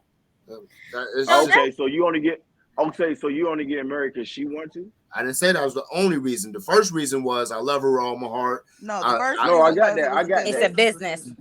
It's a business. I got that. But what I'm asking you is that like a part of it? What, that I want her forever? No, that she wants to get married, so that's why you go marry her? Because she wants to get married? Yes. Yeah, I mean, that's part of it. That's part of it. I mean, if I was dealing with someone that wasn't even interested in being married, I don't know. But I mean, I know I want to be with her forever, I feel you on that. Mm-hmm. You can't be playing house all your life. Yeah, I don't know if that's how you feel, then why not go for it? Yeah, I mean, yeah, hell yeah. You can't play house all your life, man. It's just because I view it that way. I'm openly saying I view it that way, but that's the chance to sacrifice I'm willing to make with. I got you. That's something I just posted that like a week ago. Like a man that really wants a woman will position himself to get her. Mm-hmm. Like that's really how we know. Get her or marry her? Either. Get her, then marry her. Like, I mean, if that's her, like he don't really care about marriage, but her standard is that she needs to be a wife. And so to keep her, he is going to make her his wife, where he could really not really care about marriage. I don't know, because just because I really care about you and I want you and all that type of shit, that doesn't mean I necessarily want to be married. Yeah, then that means you don't want to keep her. Then. Maybe you haven't wanted somebody that bad. But again, I'll tell you also this. The end game to this is to be happy, man. I have made it perfectly. I've made it perfectly clear in situations like, listen, I don't want to hold you hostage. You know what I'm saying? So if this is something that you want to do, if marriage is a goal of yours, it's like, yo, like I don't know if I'll ever be there. But I also don't want you to resent me years later to feel like you wasted X amount of years of your life waiting for me to want to do something. And I've told you, I don't think I want to do that. I got something for your ass. Correct me if I'm wrong, nigga. I got something for your ass. Oh shit! You dealt with and this is my motherfucking family. Oh my God. That motherfucker right there will make any motherfucking body not want to get fucking married or have a girl. So I feel your pain, bro. I feel your pain, bro. Trust me. So but fucked up your whole mindset of trying but to the get with a but girl. the crazy part about that is I was to the point with that. I was like, oh, okay, we've been together for so long. We got kids together. I might as well just go ahead and do this. So it was going to be a might as well marriage. You know what I'm saying? Like, that's how that shit was going to be. And I'm glad it didn't go that way. But yeah, you know what I'm saying? I'm like, my mindset now is just like, man, if it happens, great. If it don't, fuck it. But I don't want to bullshit somebody either. And I just like, this is my mindset. I don't feel like I want to do this. And if you do, you can go your way. You can do what you feel like you need to do, because I don't want you to hate me because now you in your mid 40s or your late 40s or whatever the case is, and I haven't asked you to marry me. I mean, you're open book, though. You keep it real. I mean, as far as that's concerned, yeah. As far as that's concerned. I mean, that's just what it is. But you know what I'm saying? We've been on here for almost 3 motherfucking hours, man. It's been a really good talk. Candy, I'm going to need your ass to be on time next time. God damn it. Listen, I wasn't feeling good. I had to wait. I had a headache. Yeah, I know. I explained that to them. Listen, man, I appreciate this, man. I like this. Y'all got to bring me back on. But do not. Good setup. Do not forget, when we get back on this motherfucker, I don't give a fuck what we talking about. Candy and Shayla, she gotta tag her in, because she never answered our question. Yeah, I know. She gotta wait Shayla up there quiet as hell. She said shit in about 10 minutes. Wait for me, man. So just know that I'm at your ass, Shayla. There ain't nobody. You gotta wait for that $1 million question. But again, too, man, like I've said before, I like doing this type of stuff because I have people on the panel who may know each other or know of each other, but have never had conversations with each other for real. So, you know what I'm saying? When you leave off of this type of shit, you can be like, you know, you've built a rapport with people who you probably never thought that you would ever talk to. And I think that's pretty dope to do, you know what I'm saying? Yeah. But, you know, so like I said, you know, I don't Candy, Shayla, Mary, I don't know how often y'all talk to George or if you've ever had a conversation with him, but I'm sure you have a little bit of insight of his life now and how the way he thinks and vice versa. You know what I mean? Like I said, I think that's pretty motherfucking cool, you know, but I don't want to keep y'all too long. I know some of us got to work tomorrow. I do. Poke, I don't know if you do. Marion, I don't know. Candy, I know your ass is out of there. You know? But I appreciate y'all for being on. I know it was last minute, you know what I mean? Like I saw that thing, you know, the post about the police and all of that. You know what I mean? I talked to some people and I was just like, yo, let me just go ahead and see if I can get a little panel together to talk about some shit. And then somebody sent me the Gabrielle Union joint. Like I didn't see that. Somebody sent that to my inbox and I'm like, shit, fuck it. Yeah, we're going to talk about this shit too. You know what I'm saying? So this is all last minute. I'm glad y'all was able to make it, you know, make the show cool. You know, this is the first show that we've done of 2023. You know, so like I said, I really appreciate y'all for being on. And shit, I don't know, man. I'm at least trying to do at least a couple shows a month. You know, it's very difficult to do them weekly. It really is, you know what I'm saying, with everything that's just going on. People are busy. So I'm going to try to at least do 2 a month if I can. But yeah, man, I'm sure there's going to be a whole, I mean, there's a lot of shit that's happening, you know, since I've done a lot of show that I haven't touched on or done any shows on. But 2023, you know what I'm saying, I'm only expecting it to be a lot more topics to have to be talked about. So, you know, Poke, you know what I'm saying, you're a regular, you know what I mean? I like the way that you think. I like how you articulate things, you know what I'm saying? And you're good for the show because people will come up to me, you know what I mean, and be like, yo, that nigga Poke, dog, like that nigga funny as hell, you know what I'm saying? And I like the way he thinks as well. So people do, you know, compliment, you know, when you are on the show. Same thing with you, Mary, you know what I mean? People like your perspective as well. Candy, you already know how I go, you know what I mean, about how people feel about, you know, just the, you know, the I don't even know how to really say it, but you know what I'm saying? We've been friends for so long, just, you know what I'm saying, the vibe that we bring to the show. And, you know, Shayla, your mouth is, you know, one of a kind. You're gonna let motherfuckers know how you feel, what it is, and you don't give a motherfucker about it. George, same thing with you. You know what I'm saying? We'll definitely have you back on the show, ASAP. Somebody who I also want to get back on the show that I was talking to, Mike Jeans. You know what I'm saying? So I'm gonna have Mike Jeans back on soon, and we're gonna chop it up with him. Because the last time I had him on the show was basically just an interview about his music and all of that type of shit. But I like to have him on, for actual topics. So that'd be cool as hell. But again, y'all, appreciate it. We at 2 hours and 54 minutes right now, going on, almost 3 hours. 11 o'clock on the dot, actually. I appreciate y'all, man. You guys make this show what the fuck it is, having guests and all of that type of shit. So anybody got any last words before we get out of here? I enjoyed y'all tonight. Yeah, just thanks for having me, Candy and Marcus, man. Thanks for having me. George, you funny as shit, man. I enjoyed it, man. Marion, I appreciate y'all, man. Oh shit, that's something else I want to say too. Like, listen, I ain't even gonna lie. I wouldn't mind having Keena on because I like the little skits that y'all was doing. I don't know why y'all don't do them no more. I gotta look that up. What's that on? Is that on YouTube? I ain't seen it. They be doing them on Facebook, man. Oh, I gotta find that. Facebook and TikTok. You know what I'm saying? Listen, the funniest one, it came up on my memories. I think it was yesterday. The one when when she was like, if you don't want to be with me no more, just say you don't want to be with me. You know what I'm saying? And you was I don't want to be with you. Then she basically beat your ass like that. that was a really good. Like, why don't y'all do them no more? Bro? Sure. Yeah. We listen, man. What y'all don't see behind the scenes is we had to stop for a little bit because we down there broke up out of a couple of them things, man. Oh, okay. For real, like I'm gonna tell you, I'm gonna tell you one. I'm gonna tell you two of them that we damn near broke up out of. One is the one is you ain't never see me with a baddie. Yes. When she fucking rocked me.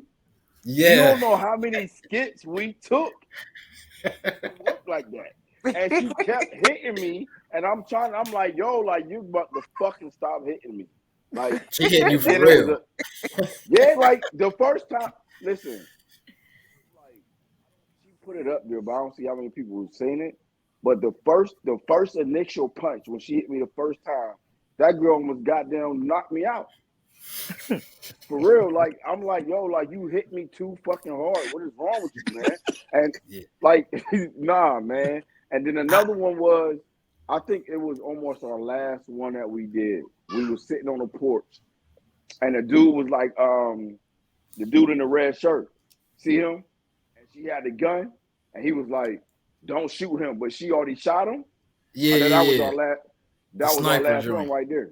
Yeah. See, one of my favorite ones too was when it was you, her, and Hershey, and she was telling you better wear your bulletproof vest all motherfucking day, motherfucker. That was a good one too. I like that one. Yeah, we all because I can really see her saying some shit like that. You know what I'm saying? And I feel like that's what makes it seem a little bit very genuine.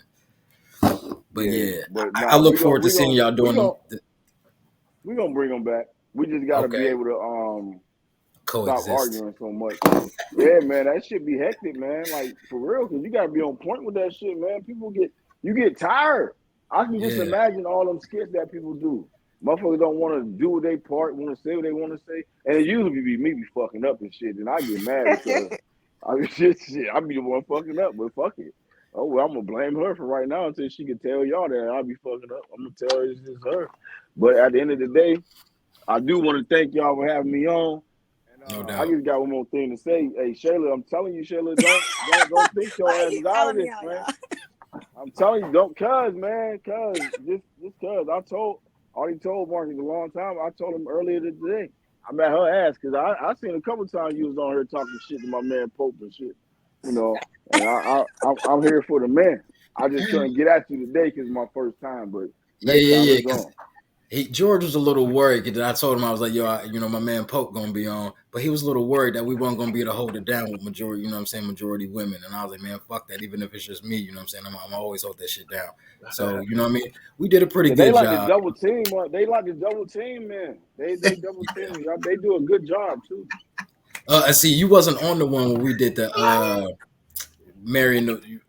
we did 2 episodes of it. A man that needs multiple women isn't happy with himself. So I think, On that Listen, was it just me and you on there? I was watching Pope. Pope was arguing on that motherfucker. It got kind of deep, didn't it? That was what Marion's homie. Because she said she thought she called her, she was saying Pope called her a man. You know what I'm saying? Some other things, but you know what I mean. I was watching that shit. That kind of got deep a little. Yeah, it did. That one did get heated. I was like, all right, now, y'all. I demand respect. God damn it. But I apologize to them. He did. And that's all good. But all right, y'all, we're gonna get the motherfucker out of here. I just want to say also, you can get you some, correct me if I'm wrong, gear, t-shirts, hoodies and all of that good shit at what's the motherfucking website? StayCalmCoolCollected.com. StayCalmCoolCollected.com. You know what I'm saying? And that's where you can get some, correct me if I'm wrong, merch. I know I need to be more consistent with doing these shows, to get people to want to buy shit like that. So that is the goal, you know what I mean? But that is where you can get some merchandise.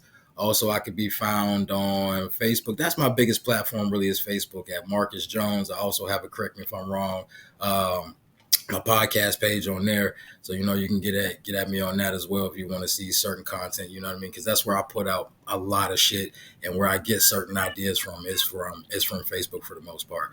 So, again, y'all, appreciate y'all for being on the show. It was great. I love everybody's perspectives. And I look forward to doing this again. So until next time, y'all, don't forget to smile. It's a good look. All right, y'all. Peace. Peace.